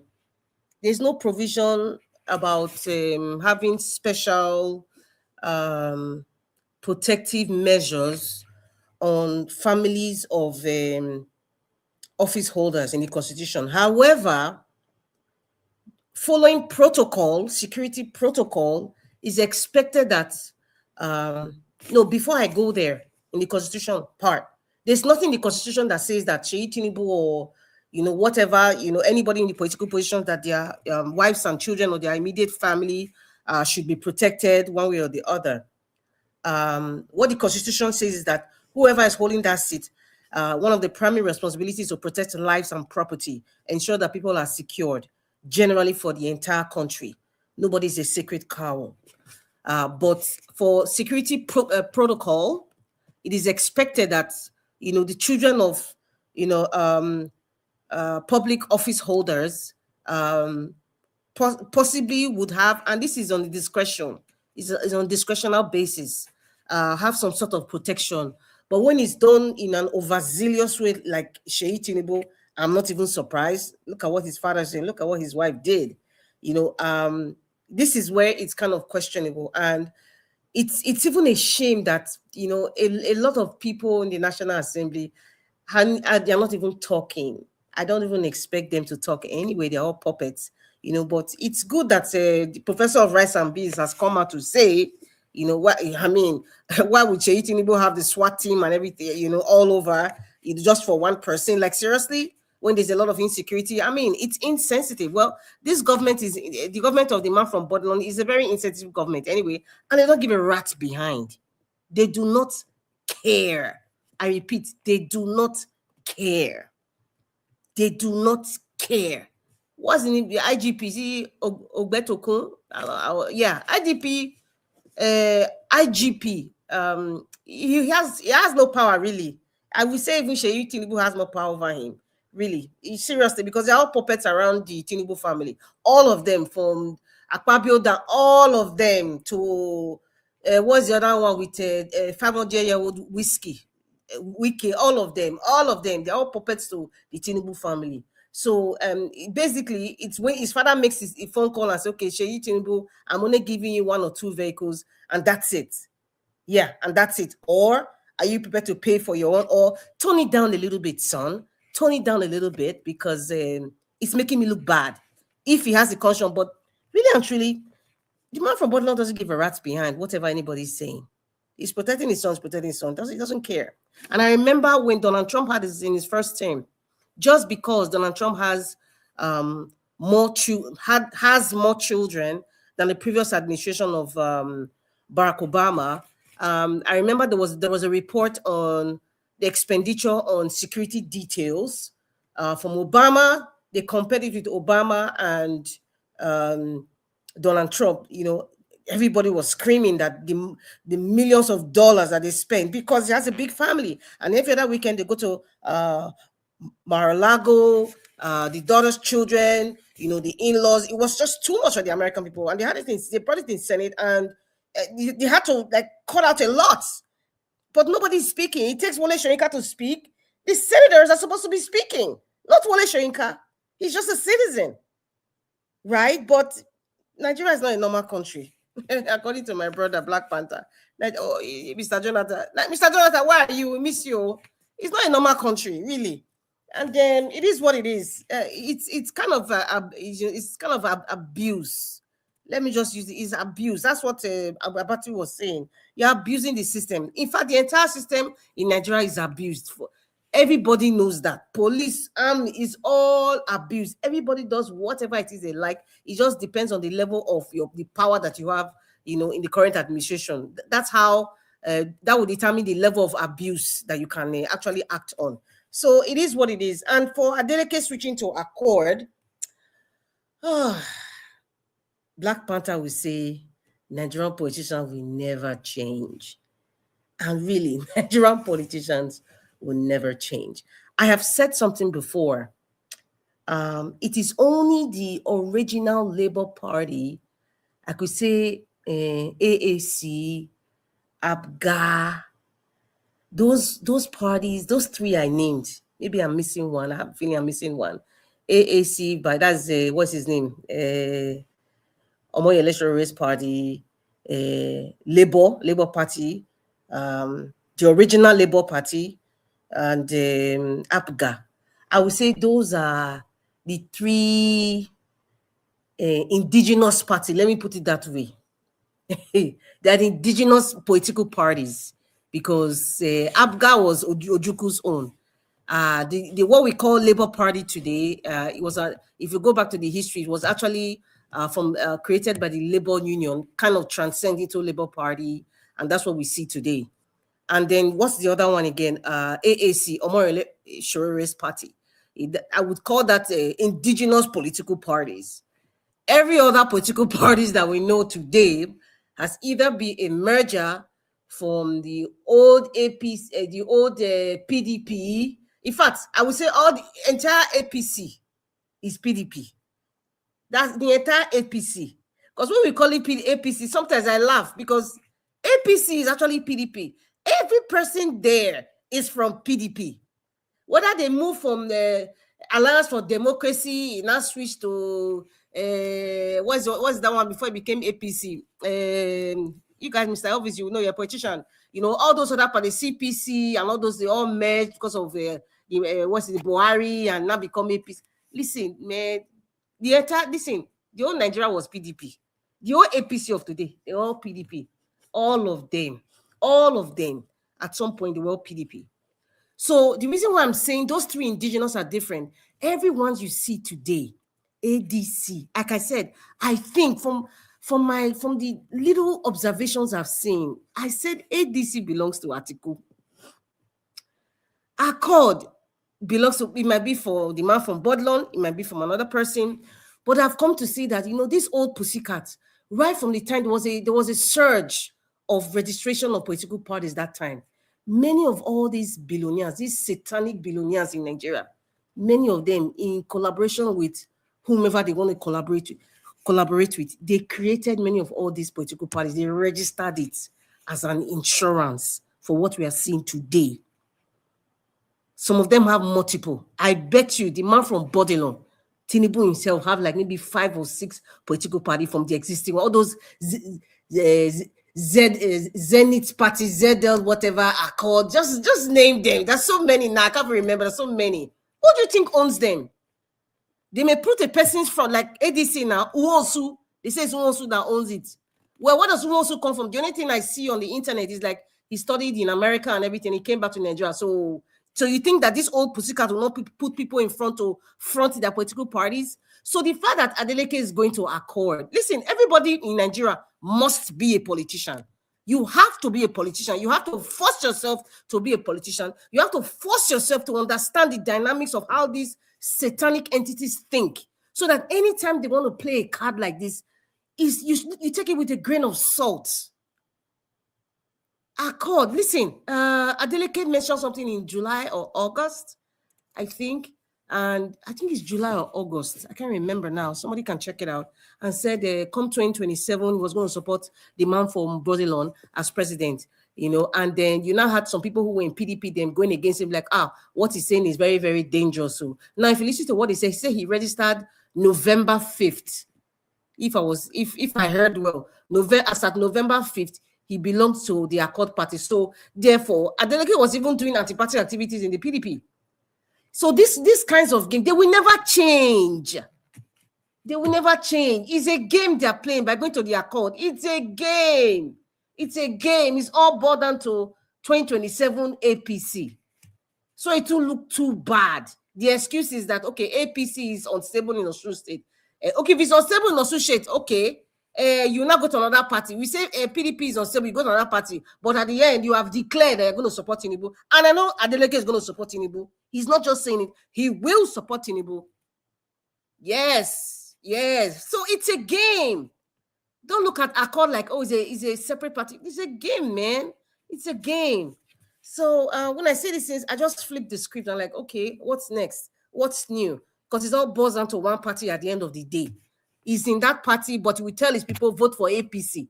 He will vote for APC. So what's all this game for? We're so sick and tired of it. It's so Nigerians were just, I don't know. Finally, to Simfubara to moving to APC.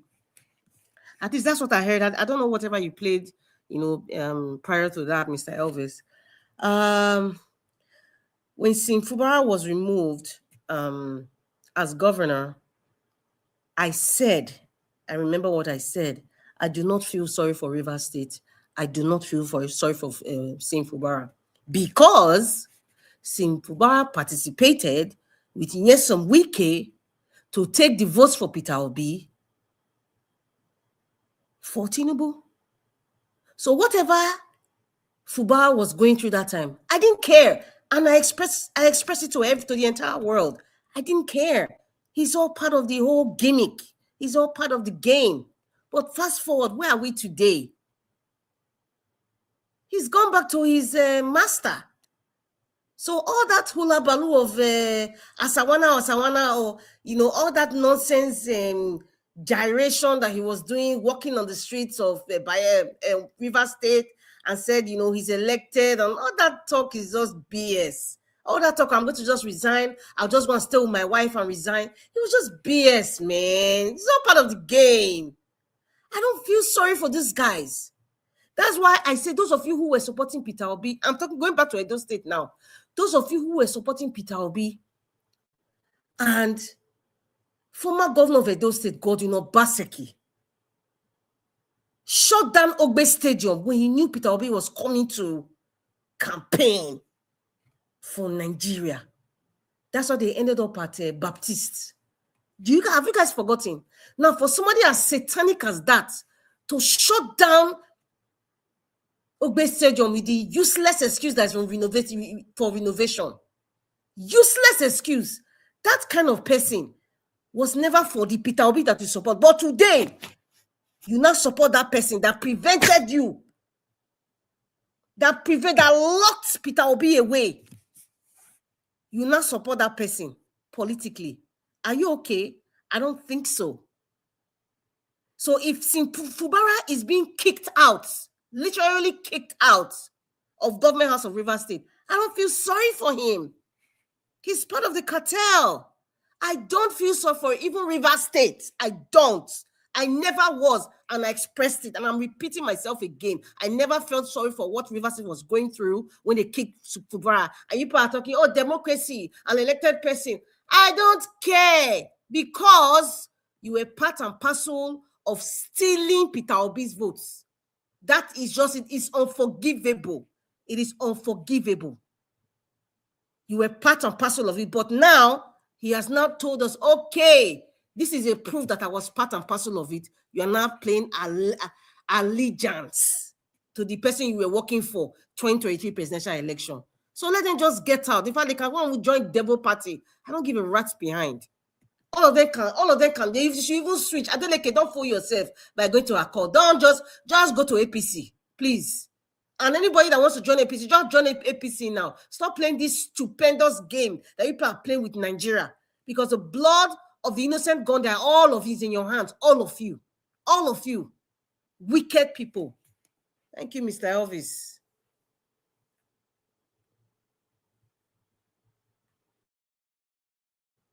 Mr. Elvis is not there. All right, Black Panther. I'm here, man. I'm here, Madam Rita. Thank you so much for right. your long submission as well. God bless you. But I would like to quickly say something on what you said about concerning Natasha and her husband. You were thanking the husband and all that. Madam Rita, life is sweet when two couples love themselves genuinely and when money is there to accompany them. You know, everything that these guys are doing now, without money, there's no way it would have been possible. Have that in mind. Only love cannot do it. You understand? So that support there, even though we know not all men that can give that kind of support to women, but yes, she's lucky to have a good husband, but now the money where they get that cemented this movement properly, you know, to become a reality, what they are doing together today. So I'm very, very proud of the husband, proud of Natasha, you know, hoping that someday that woman will hold a better position, even more than where she is today. You know, thank you very much, Madam Rita. Mr. Elvis, there are people that have money. The women have money, the men have money, but it's not just working. It's not just working. Yes, you are right. Front Then and now plenty pass. Points is, you know, but that's why I said whatever they are doing now, if money was not part of it, there's no way it would have been possible, right? When you say money, so the money that's a very pregnant statement. If money was not part of, is it the relationship or was not part of what she's doing? Anyway. Mr. Elvis, are you there? I'm here now. They hear you. I'm asking you a question. I said, when you say if there was no money, are you talking about if there was no money based on their relationship outside politics, or if there was no money? It's not about what I'm saying. Is not about the money cementing their relationship. The money elevating their moves together today. Why Nigeria now get to know their popularity today is the money. If they were in love genuinely and money was not part of it, there's no way they can achieve most of the things they are achieving today. That's what I'm saying. It's not money that made them love themselves, but it's money that is making their choices far. Naija Wash. Yes, sir. Natasha she's a very ambitious woman too. And that's what I'm saying. Yeah. And he has a man that stands by her, that is not afraid of anything. Her, yes. Very correct guy. Very correct guy. That's what I'm saying. That's what I'm saying. But do you know there are couples today that have the same minds, kind gesture as Natasha and her husband, but their voice is not heard because they don't have the money to elevate themselves to that position. They don't have the platform. They have a partner that can push them and not feel intimidated. That's why I say, but the partner cannot use shovel. Partner cannot use shovel and agwe to push anybody if there's no money. Madam Rita, that your husband he get mind do, because if you look at what that woman is standing for, before you go see men go do that thing, that woman face he there do, like that what he there do. That woman almost died though. The husband is stepping. The husband is seeing his wife stepping on toes and stood by her that not. Yes. Yes. Give that man his accolades. That man strong. He's a man. Because that woman almost died. She did a plastic surgery. She almost died. Yes. The man stood. Which plastic surgery she did? Correct man. She did plastic for face now. For face. Why she do am? You start to shake. You start shaking like leaf. This one is. Why she do the plastic surgery? They got her injured now on her face. With the accident, her face. The thing deep, then they cut her nose come out. Yes. Can you imagine? That woman get mind though. That woman get mind well. God bless their marriage. God bless their union. May God bless their marriage. I say a big amen to that as well. Very correct, Chief. Mr. Elvis, I don't know how we can get it. We should give that man accolades. And all men, please take cue. If you have a woman in politics like this, and you know both of you trust each other, take a cue from Chief. Go and ask him, how do you do it, sir? How do you not feel intimidated? That chief get mind, I beg. Not be all men to do. Correct guy. Is Like anyone that don't have mind with what Natasha like said, that word. Lily That Liver. woman that woman go do campaign. Then any chop off her nose. She still went ahead. She still went ahead. The husband said, "Go ahead." Correct, man. Hey. I beg. This is what it be a man Okay, of peace. Allow her to hear from shine. Thank Tunaja. you. Tunaja, thank you for joining us. Good evening to you, sir. Talk to us. Thank you. I appreciate that, Nigeria. Thank you for having me, and greetings to all the panelists, from Madam Rita to Black Panther, which I, have to greet one. I don't have a choice. This is greetings to the chat, and special greetings to the viewers. I think, in the case of Natasha Akpoti, the husband supporting her is a good thing. And I really hope that, we are all happy here saying that, she was in danger. The husband still was willing to let her go and do what needs to be done. And I've always said that our women tend to hold their sons too close to their chest. They need to let them go and do their job of securing their country. And so I will pivot to Tinubu's son's this comment from Wole Soyinka. I think it is true that Tinubu's family, they are heavily protected. As a matter of fact, I've never seen any politician in Nigeria that is so heavily protected as Tinubu was. He's so aware of security, more than most. His motorcade is often like 10, 20 vehicles at the same time following him. So during that campaign, we saw it. So he's heavily conscious of security, but in terms of to secure his own people, he doesn't seem to care about that. And that aircraft too that came down in Burkina Faso, it turns out that it came down in well inside Burkina Faso. This is not by accident. They deliberately went there. Whatever they are going there for, God help us.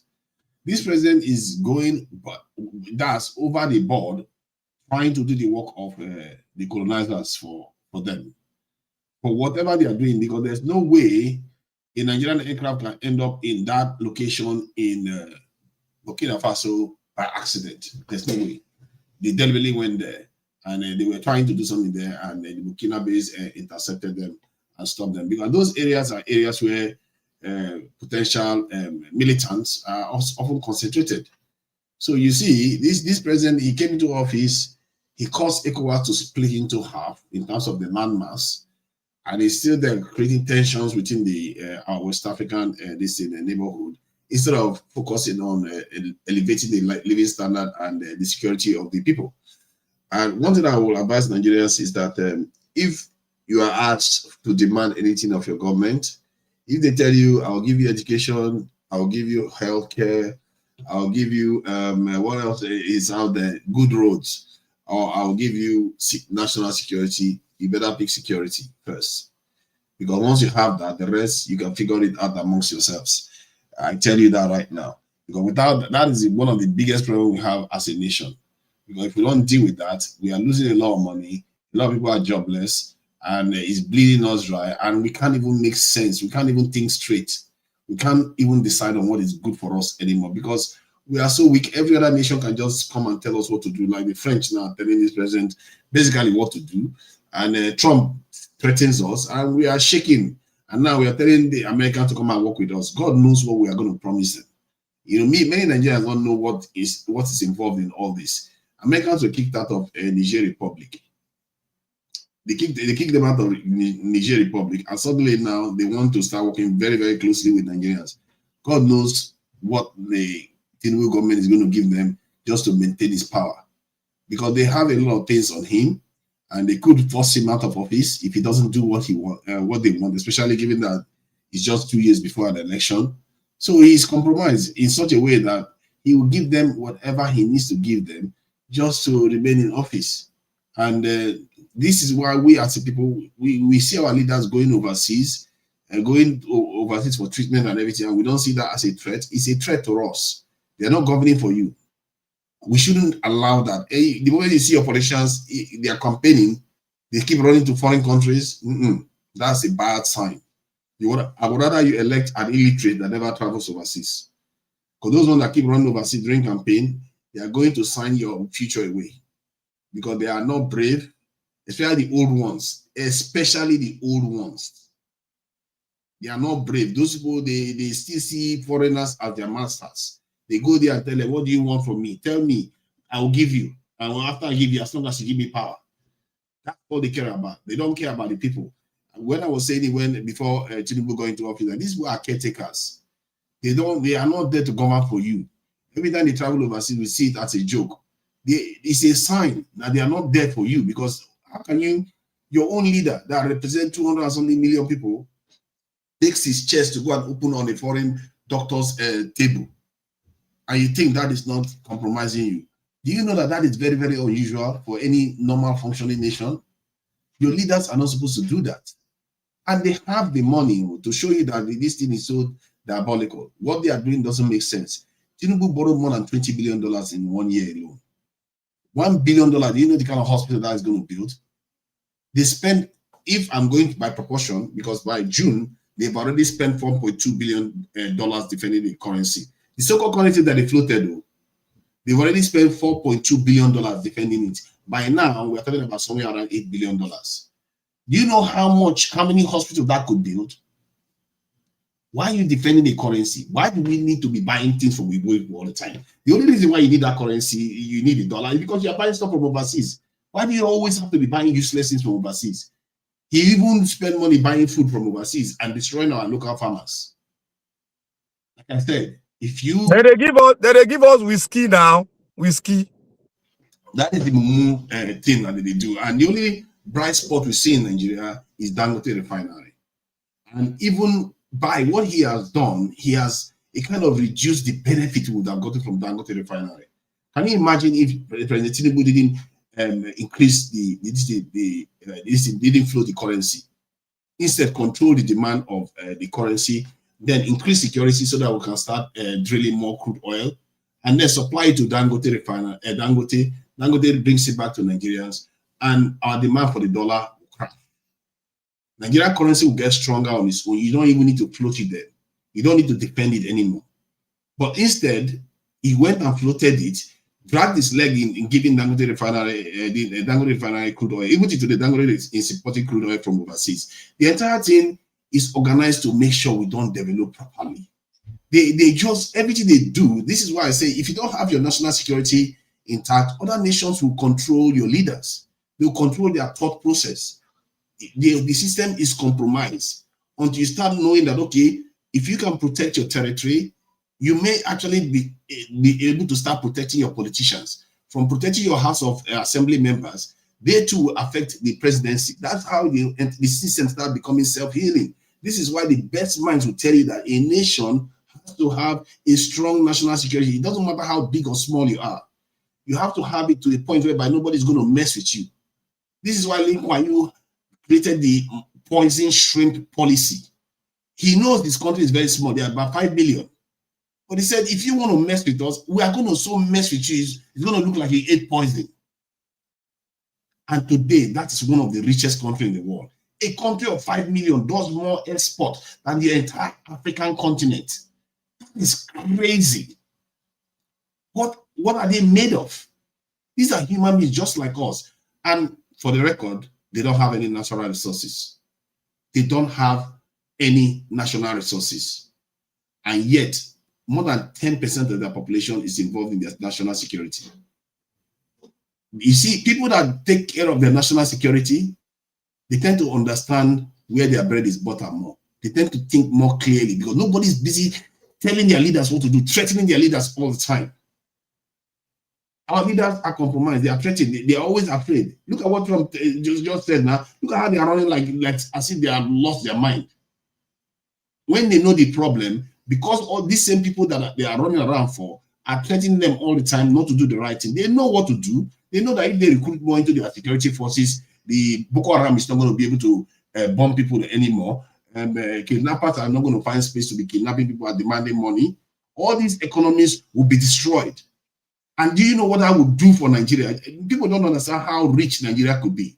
It's not only based on our natural resources. We are a major nation amongst 1.5 billion people around the world. A major nation that they will come to, they will want to buy stuff from. Nigeria could be a very, very rich and very, very powerful nation. All we have to do is demand the right things.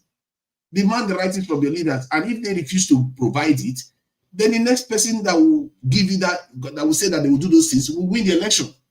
No matter how they try to rig it. You know, the rigging election is only happens when you can control an area. When they rig in the cities, it's very, very hard for them to rig in the cities. This is why they always rig on the outskirts. They rig on the outskirts because they know observers are not there. The observers that are there are easier to compromise. They are not educated young university people and all those young intellectuals that it's a bit harder to bribe them. That's why cities tend to reflect actual election results more. Even in the Rivers State, the same thing happened. Even when they gave it to Wike, the Port Harcourt City Borough, it still showed that Peter Obi won that election. Yeah, Abuja, the same thing. Lagos, the same thing. So if you know the strategy, you can fight, change the leaders so that you can get good leaders that are actually going to do what you want. And I tell you, politicians, they like to be popular. They really do like to be popular. If Nigerians unite and demand one thing in one voice, you will see Tinubu will shake that. He will just give, he will do it without even thinking. Nigerians, this kind of, when we play this tribal politics, we are giving them exactly what they want.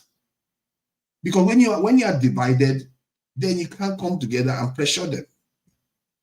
But once you are united, and I have seen it many times happen in Nigeria, when Nigerians put pressure on them, like on student loans, various things, you see that the government will reel back.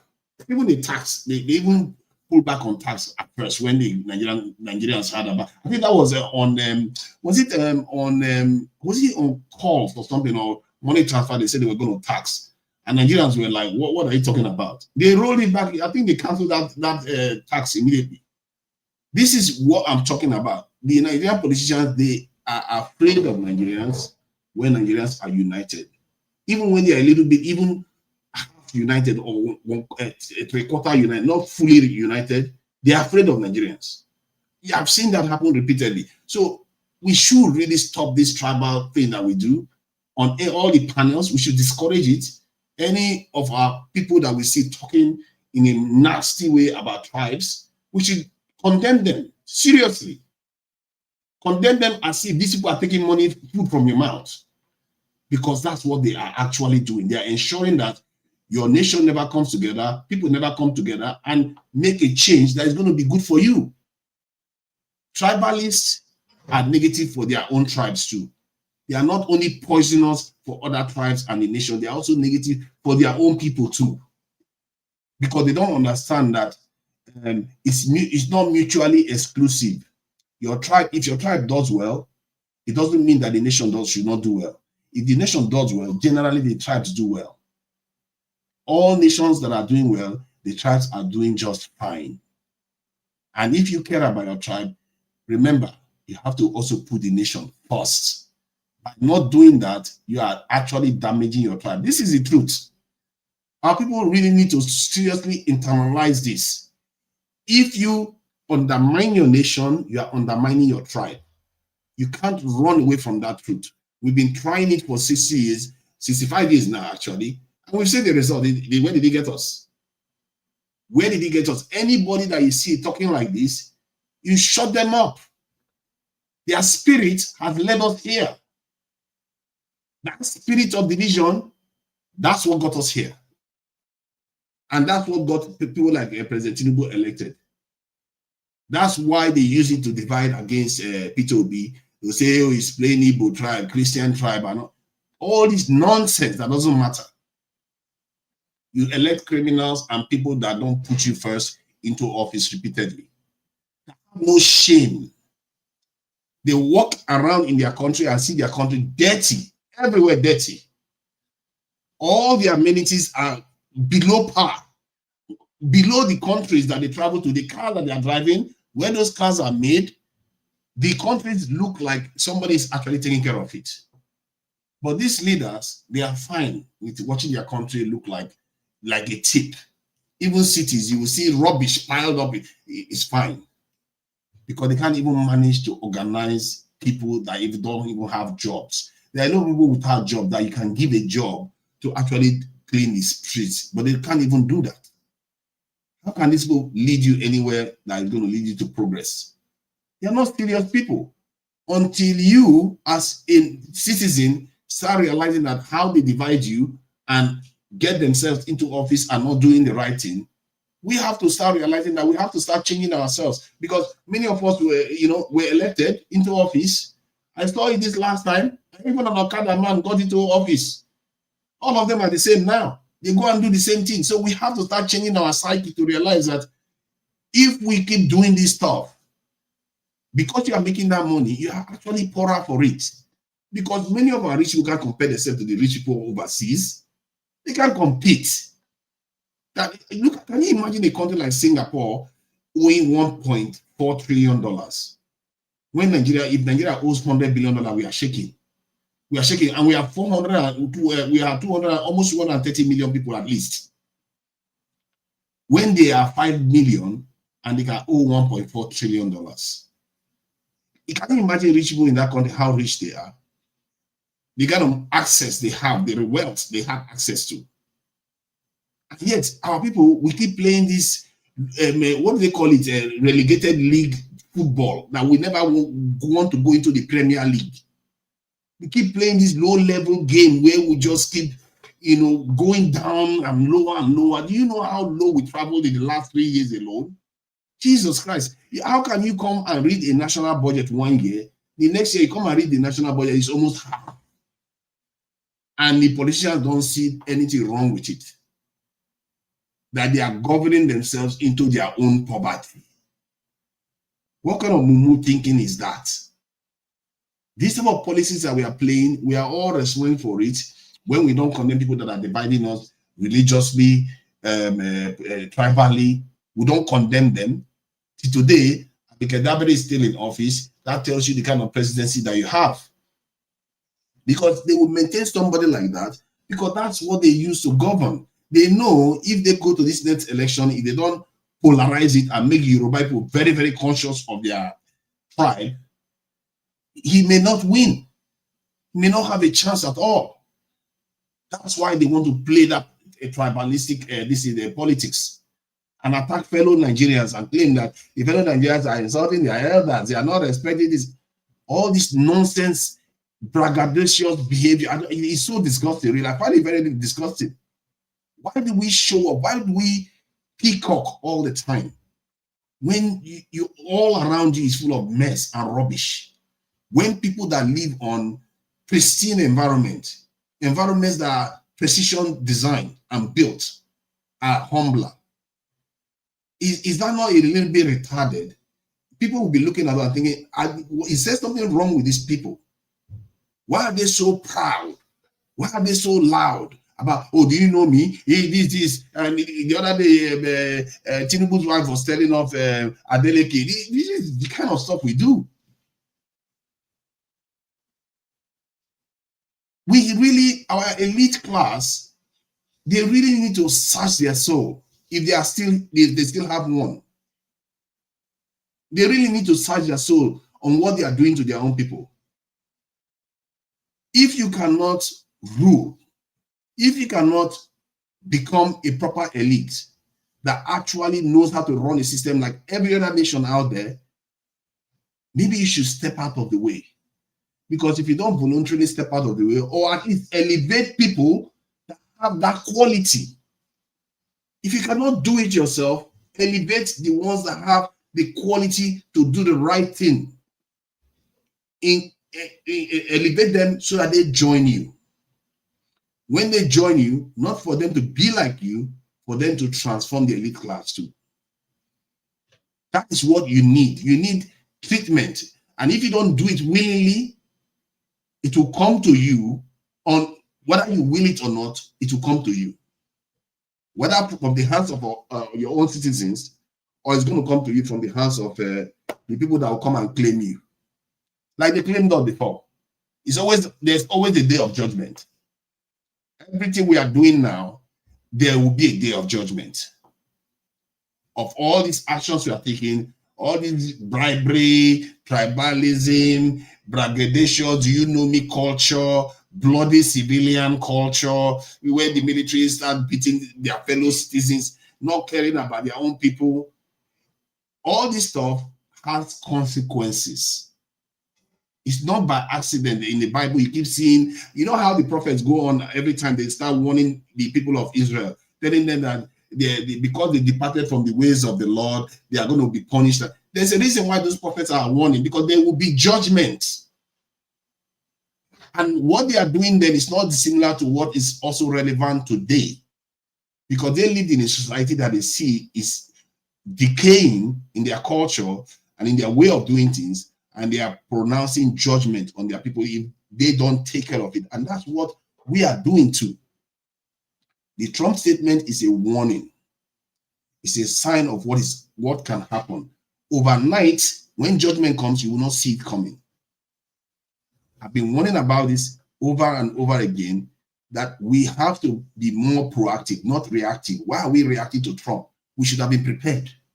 We should have been prepared that, if Trump says anything, we're already here. What is Trump going to say about China right now that China is not ready for? What is Trump going to say about North Korea that North Korea is not ready for? Or Iran? Because they are ready. Why are we always waiting until something goes wrong before we act? I've said it again. I'm not going to try to repeat it too much. If you want to demand anything from your leaders, the first thing you should demand is national security. They need to recruit into the security forces the way they promised you. They brought it up. They promised. You didn't make it up. They promised that they're going to do it.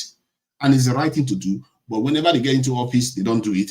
The opposition, whenever the president gets into office, they keep quiet. They pretend as if they don't know the solution anymore. Until Trump threatened them, suddenly they want to start recruiting people. Why is it that when Trump threatened them to do something, suddenly they realize that they can recruit 50,000 into the police? Why? Because they know there is a problem there. They are undermanned. They don't have enough people in that system. And yet these people borrow billions upon billions of dollars every year to defend the currency. For what? To what end is that? Currency, foreign currency? Why are we defending currency? We should be defending our people. If you don't have money to buy something in dollars, don't buy. Maybe you should stop buying stuff with the dollar. Is it by force? If a home doesn't have money to pay with currency, no. If you are running a home and you don't have money to pay for certain things like flat screen TV, air conditioner, if it by force, they all buy it. Let them keep their properties overseas. To Niger. Let me add to what you are saying. You see, the system of the world has been programmed. It was won in Germany. It has been programmed in such a way that when America went to the Saudi OPEC nation, they made an agreement. Let the dollar be the only currency. That is what you are seeing today. You cannot, they cannot even bring down the dollar because the dollar is generally accepted by all the countries.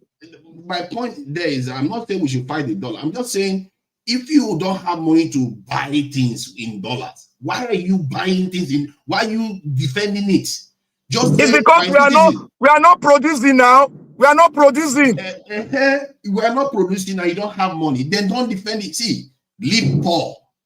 If you're a poor man, live like a poor man. Don't start borrowing, getting dollars to go and start defending dollars, billions of dollars. Why are you not taking that billions of dollars to recruit into your security forces? Why are you busy spending it to defend the naira? Because some people want to go and buy toothpick from overseas. Some people want to go and buy wigs from overseas. Whatever nonsense they want to buy. Make I ask you this question: Why is Atiku still fighting to want to become president? As old as he is, does he have the kind of knowledge you have? No. So it is high time we generally come together. We need to be together to drive all these old men out.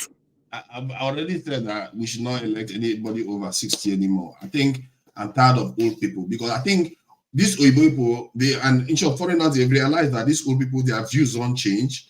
And because once they believe in them, those people will never change. You can see it in Bolivia, You can see it everywhere, and they try to keep them. They try to keep all these old people in the office as long as possible because they know the young people will change. Young leaders, what they tend to do is that when they get into office, they are more likely to change their opinion than an old person, and that's why people don't like them get into office, because even if they sign on to something, they can change very quickly. That's how young people behave, and that's why they prefer. Oh, the older you are, the better. They just want to maintain you there so that the young people don't come in to start to upset the apple cart. They don't want that to happen. So in terms of this currency issue, because that's a serious one that Nigeria, they deceive Nigerians and make it look like we have to defend the currency all the time, and that is the problem. No, you don't have to defend the currency. You don't have to buy food from overseas. You don't have to buy some equipment like cars. You can say that you're not going to import any cars for 1 year. Is Nigeria going to collapse? If you don't import cars for 1 year. Yes. Let me tell you something. Do you know why? You see, you are coming down now. You are coming back home. Do you know why the youth that don't have voice, why they are trying to form alliance with Obi? It is like this. Obi knows. Obi. Yeah, your audio is gone. So you can't be spending beyond your means. That's what our leaders are supposed to have learned and taught our people, not the other way around. That we need to float the currency, or we need to. Obi will not run the country in an analog form again. You cannot run a country. You are not producing. You are not giving out, and you want dollar. You are supporting the dollar with dollar. That's madness now. Yeah.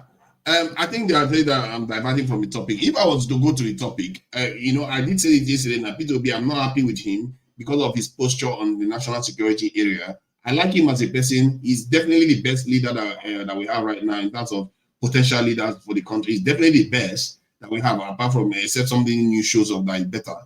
But his position on national security is a problem because he should have, right from the get-go, been going after the current president in terms of national security, that he has a policy of recruiting 1 million into the military and 1 million into the police, customs, and all that. Why is he not defending that policy every single time he hears about security breaches, kidnappings, and all this thing? Because if he was coming out advocating this, you will see that everybody will associate him with national security. Everybody will associate him with strength. Everybody will associate him with hope. And if the President Tinubu will hope to win that presidency, either he will have to do what Peter Obi is saying, or he will be removed from office. Because there is nothing as visceral as watching children getting kidnapped and somebody is actually saying something that is going to deal with the problem. Because even by Nigerian standard, if you tell them that you are going to recruit 1 million soldiers, Nigerians know that is going to deal with the problem. They will know. To Nigeria, let me come in again. You see, when you talk about security, that was why I asked you, what is your national policy on security? You see, when you talk about security, Nigeria don't have. That is why you see a whole battalion, they follow first speaking. I don't know what they call them. First speaking.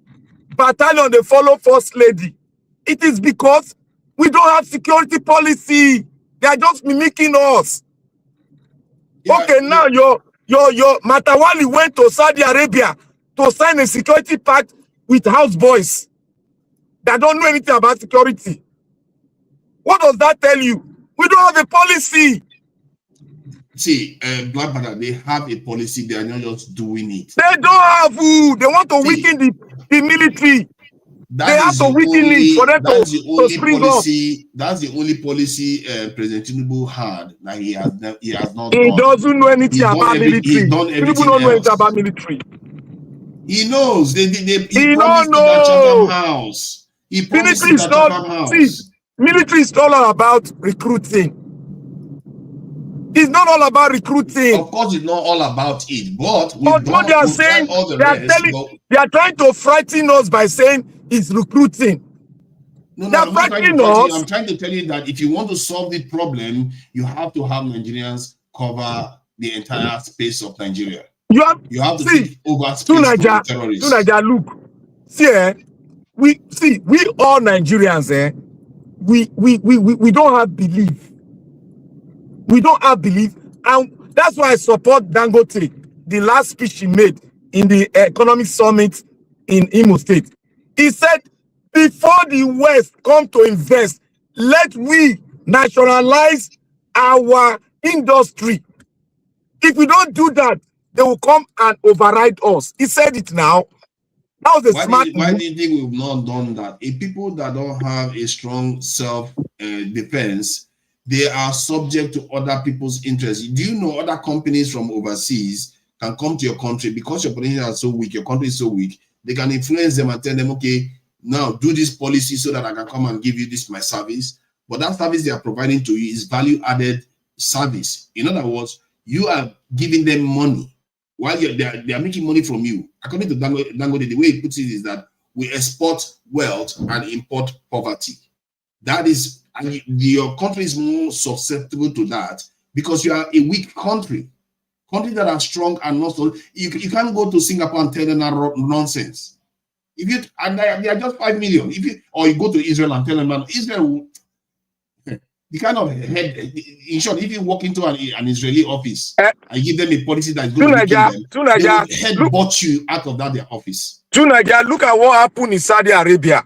Saudi Arabia, America was discovered oil in Saudi Arabia. Then Saudi Arabia came in, the people that owns the land came in and signed an agreement that they will be with them for so amount of years. And after them, they will not indigenize the oil sector, the energy sector. What Saudi Arabia did, they indigenized the sector, they've learned the technology, and they put their people all around the technology, all around the company, secure it. That is why they can speak. That is why you see development. Because it is their people that runs the energy industry in Saudi Arabia. What do you have in Nigeria? England will give you now whiskey, and I'll give them free oil. Dangote big refinery, they come buy oil from America. Does that make sense? Is that a country? You see, the founders of Saudi Arabia were the warriors. They fought. They were smart now. They built a strong dynasty there.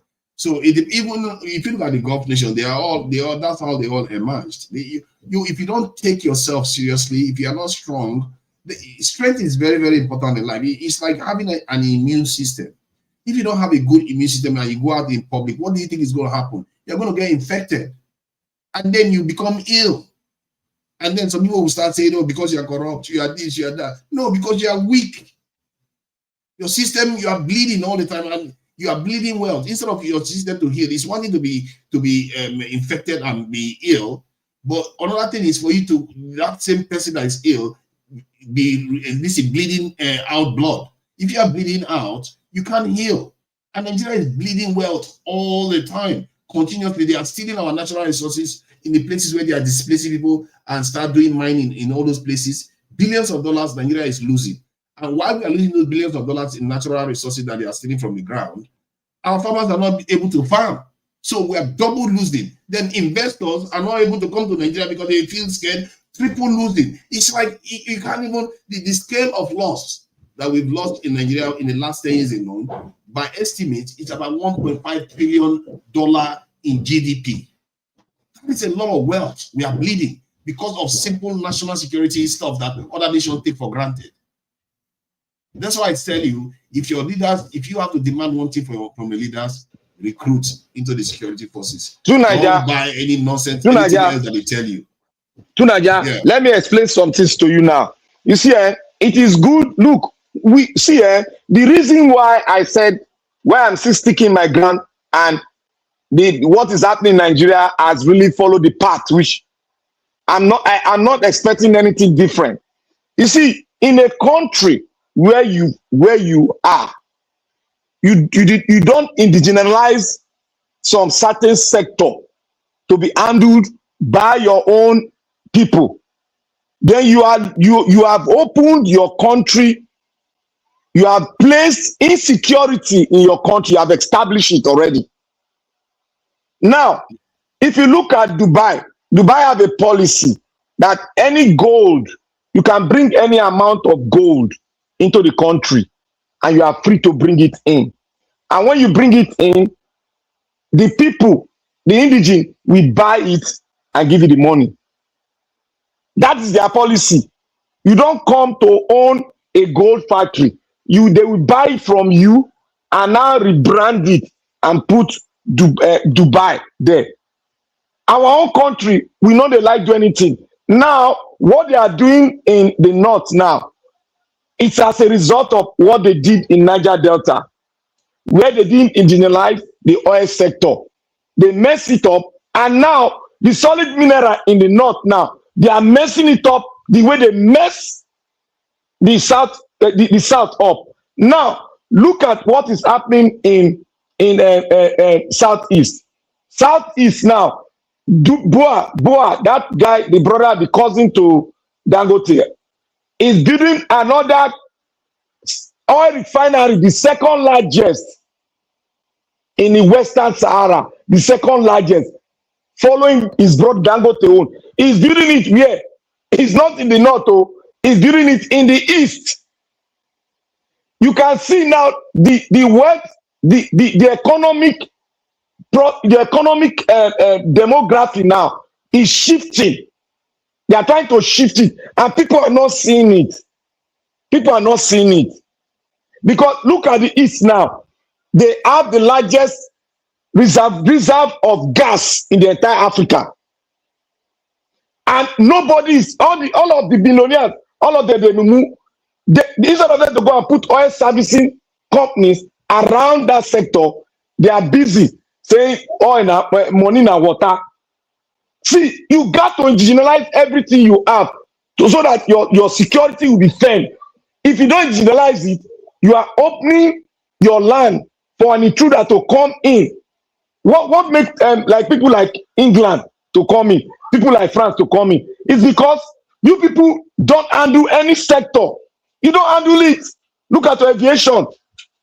Look at your military itself. We have people that can produce, but your Nigerian government is not encouraging them to produce at its optimum, pace, so that they can supply those machineries around Africa. None is done, but we have them, but they are not encouraging them. Look at the agricultural sector; they are not encouraging them. Look at the even plastic that you make. Go to China. Average Chinese person knows how to mold a plastic cup. They have companies that does that. They digitalize it. They put their people right in there.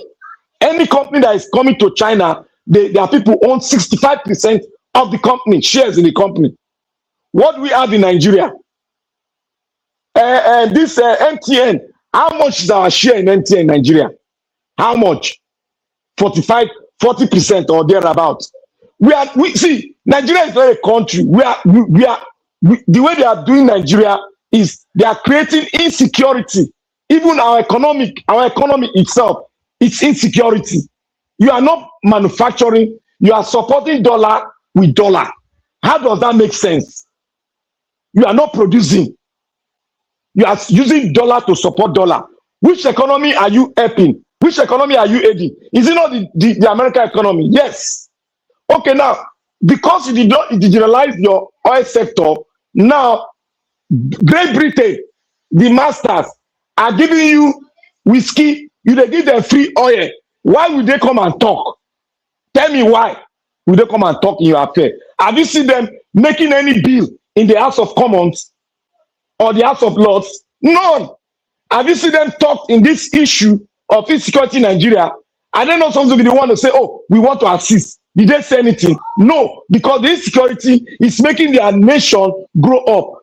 Let me give you an instance now. When Russia supplies Europe through France to other European countries because the pipeline is laid through France. Now, America blocked that aspect and they stopped supply.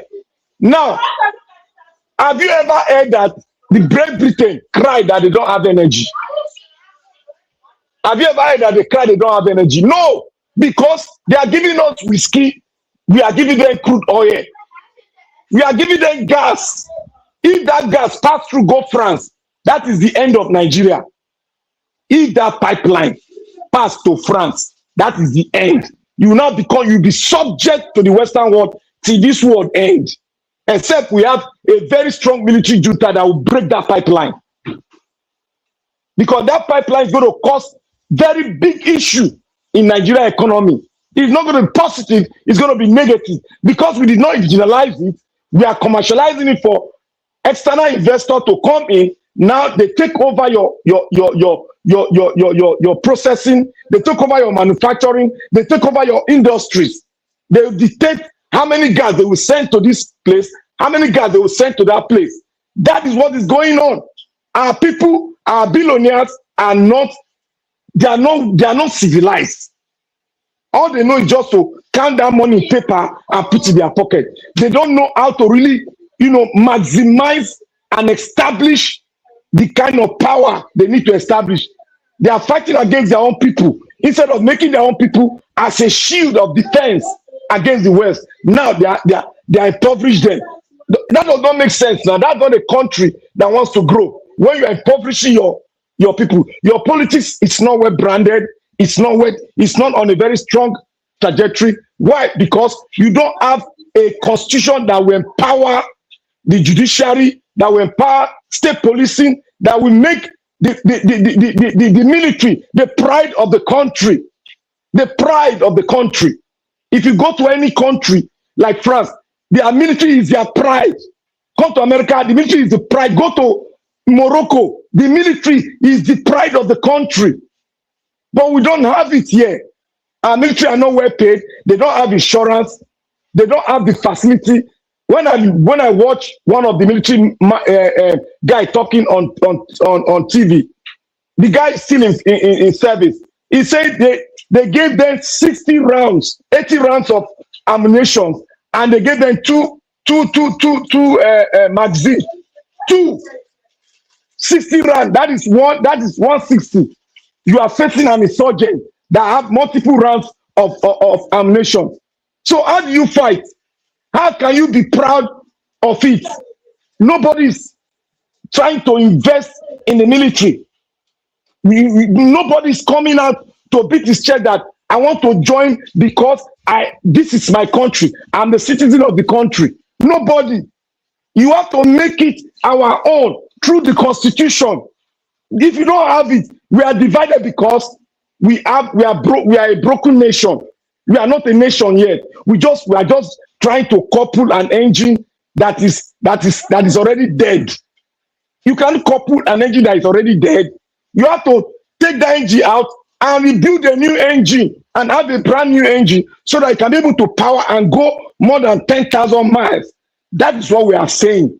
If we don't do that, I bet you, no matter how you set up your company will be stolen by the West.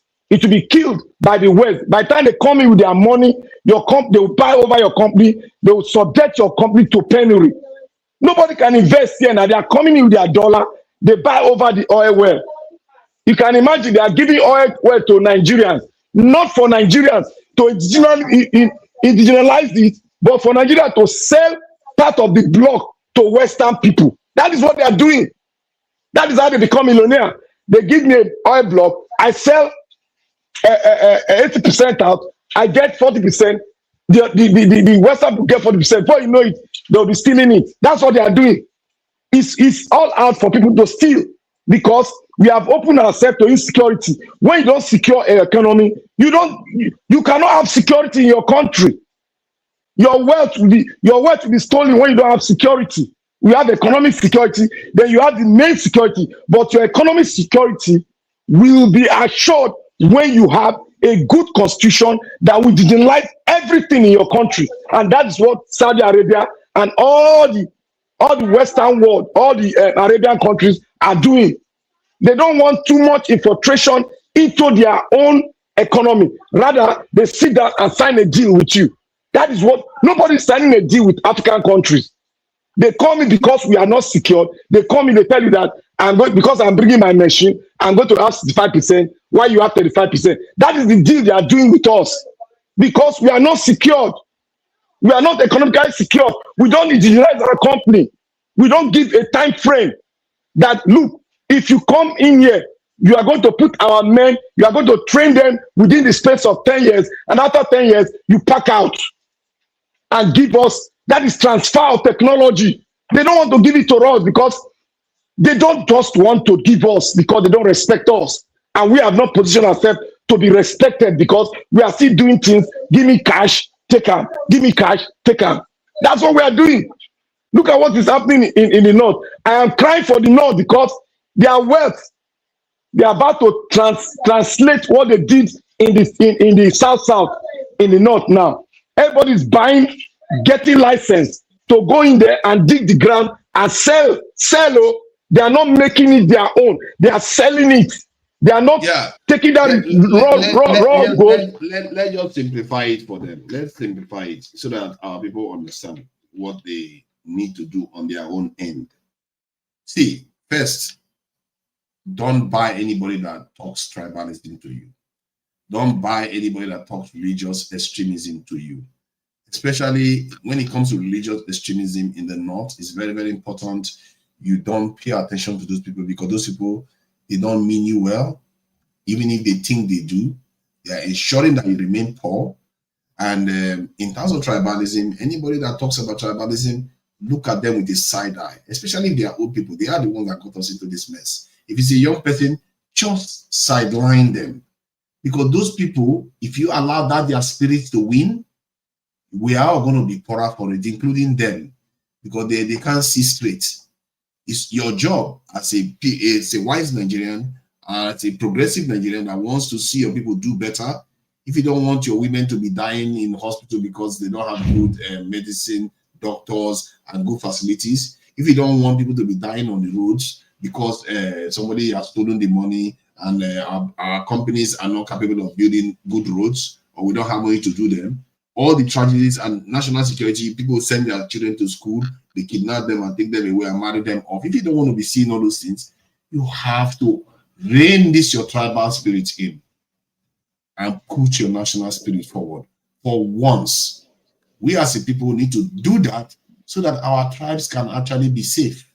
Because right now they're not safe, are they? That's what I'm trying to say. No, let me finish. I'm just trying to simplify it.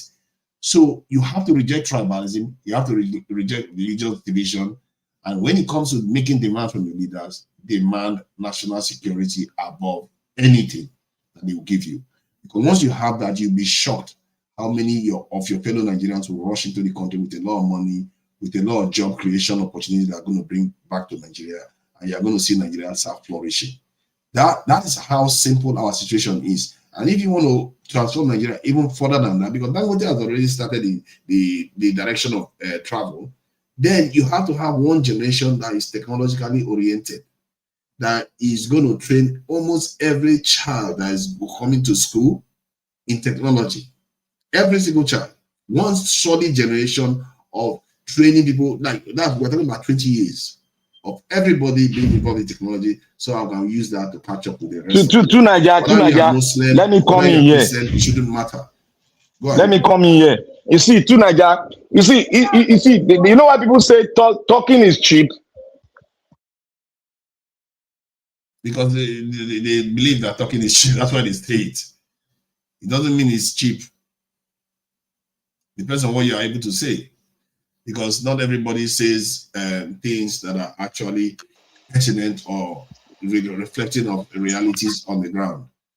Because what we are dealing with on the ground right now is a country that doesn't have the wherewithal to cater for its people well enough. We are just bumbling along the bottom until, if we carry on like this, someday we are going to be put out of our misery. We have a chance to change it. Yeah. Tunaja, can you hear me now? I can hear you now. Okay. You see, do you know why they say talk is cheap? You see, in a real sense, it is very cheap to talk. But in actualizing what you have spoken is very difficult. Now, Nigerians can never be together if you don't harmonize us to come and agree what is the cause of our problem. You understand me? What is the cause of our problem? The tribal sentiment cannot stop because who is enhancing it is these old layers of politicians. And how do we stop them from not doing it? It's for us to push a motion that we must sit down and talk and believe in ourselves, whether you come from north or anywhere. We must say one thing that will cover us. In God we trust. Every man is equal before one God. Therefore, we the people, we speak today that we must have a formidable country, and we must lay the rules and regulations. Whether you are Fulani, whether you are this or Make we that, close in we must 5 come minutes, together. That is the five main. minutes, make we close. You dey hear Okay, me? sir. Yeah, Yes, I Mr. hear you. Okay, thank you. Sorry, Mr. Black Panther. I'm sorry for interrupting. I would like to step out now. I just want to say thank you very much, Mr. Elvis and Black Panther and Two Nigeria. I'm just listening to what you guys are saying. Very educative. Have a good night. Thank you, Good Madam night. Rita. God Thank bless you, you. ma'am. Thank you. Thank you. Good night. Yeah. Thank you so much. Thank you. All right. The remaining 5 minutes, make you and Tuna just share and let's round up. If just less than, if I have 4 minutes left. Okay, go ahead. let me just take the 4 minutes. My partner doesn't need to say anything. What does he have to say? You don't have anything to say now. Let me stop. You talk 2 minutes, you get 2 minutes. Three minutes. I'll talk for 2 minutes. You talk for 1 minute. Maybe 2 minutes. So. Okay, let me go. So you see, Nigerians, if you, like I said before, it's a very simple problem we have. We have a national security problem, we have a law and order problem, and we have a technology problem. To bridge all those gaps, you have to remove all the blockages along the way, which is tribalism and religious division. Those two are the two major ones. There's corruption there too. Deal with those two. But the tribalism, it doesn't cost anybody to cause tribalism. They don't need money. It doesn't cost anybody money to be religiously bigoted. And all these people have to be sidelined, because you that don't believe in all these things are important to our future. Know this now. You are vital to our future. Don't take money that they are giving you to buy votes. Don't betray the party that you believe the candidate is going to do the right thing by the people. Try to choose the right people into the right offices, because that is going to be better for you and your tribe. If you love your tribe so much, make sure you support the national interest. Yes, it might come across to you that some politicians are corrupt, some people do all this stuff, but if everybody start pulling back from the national interest, who is going to hold it up? Somebody has to hold it up, and you are vital. A lot of soldiers are paying with their lives, including the general that died recently, trying to hold up the tent. If you don't hold it, the tribes will collapse. The tribes is just one other aspect of our identity, just like we are black. We like it or not, we are black. We are considered a race of black people, Africans. And just like that, you're also in Nigeria. We like it or not. It's just what it is.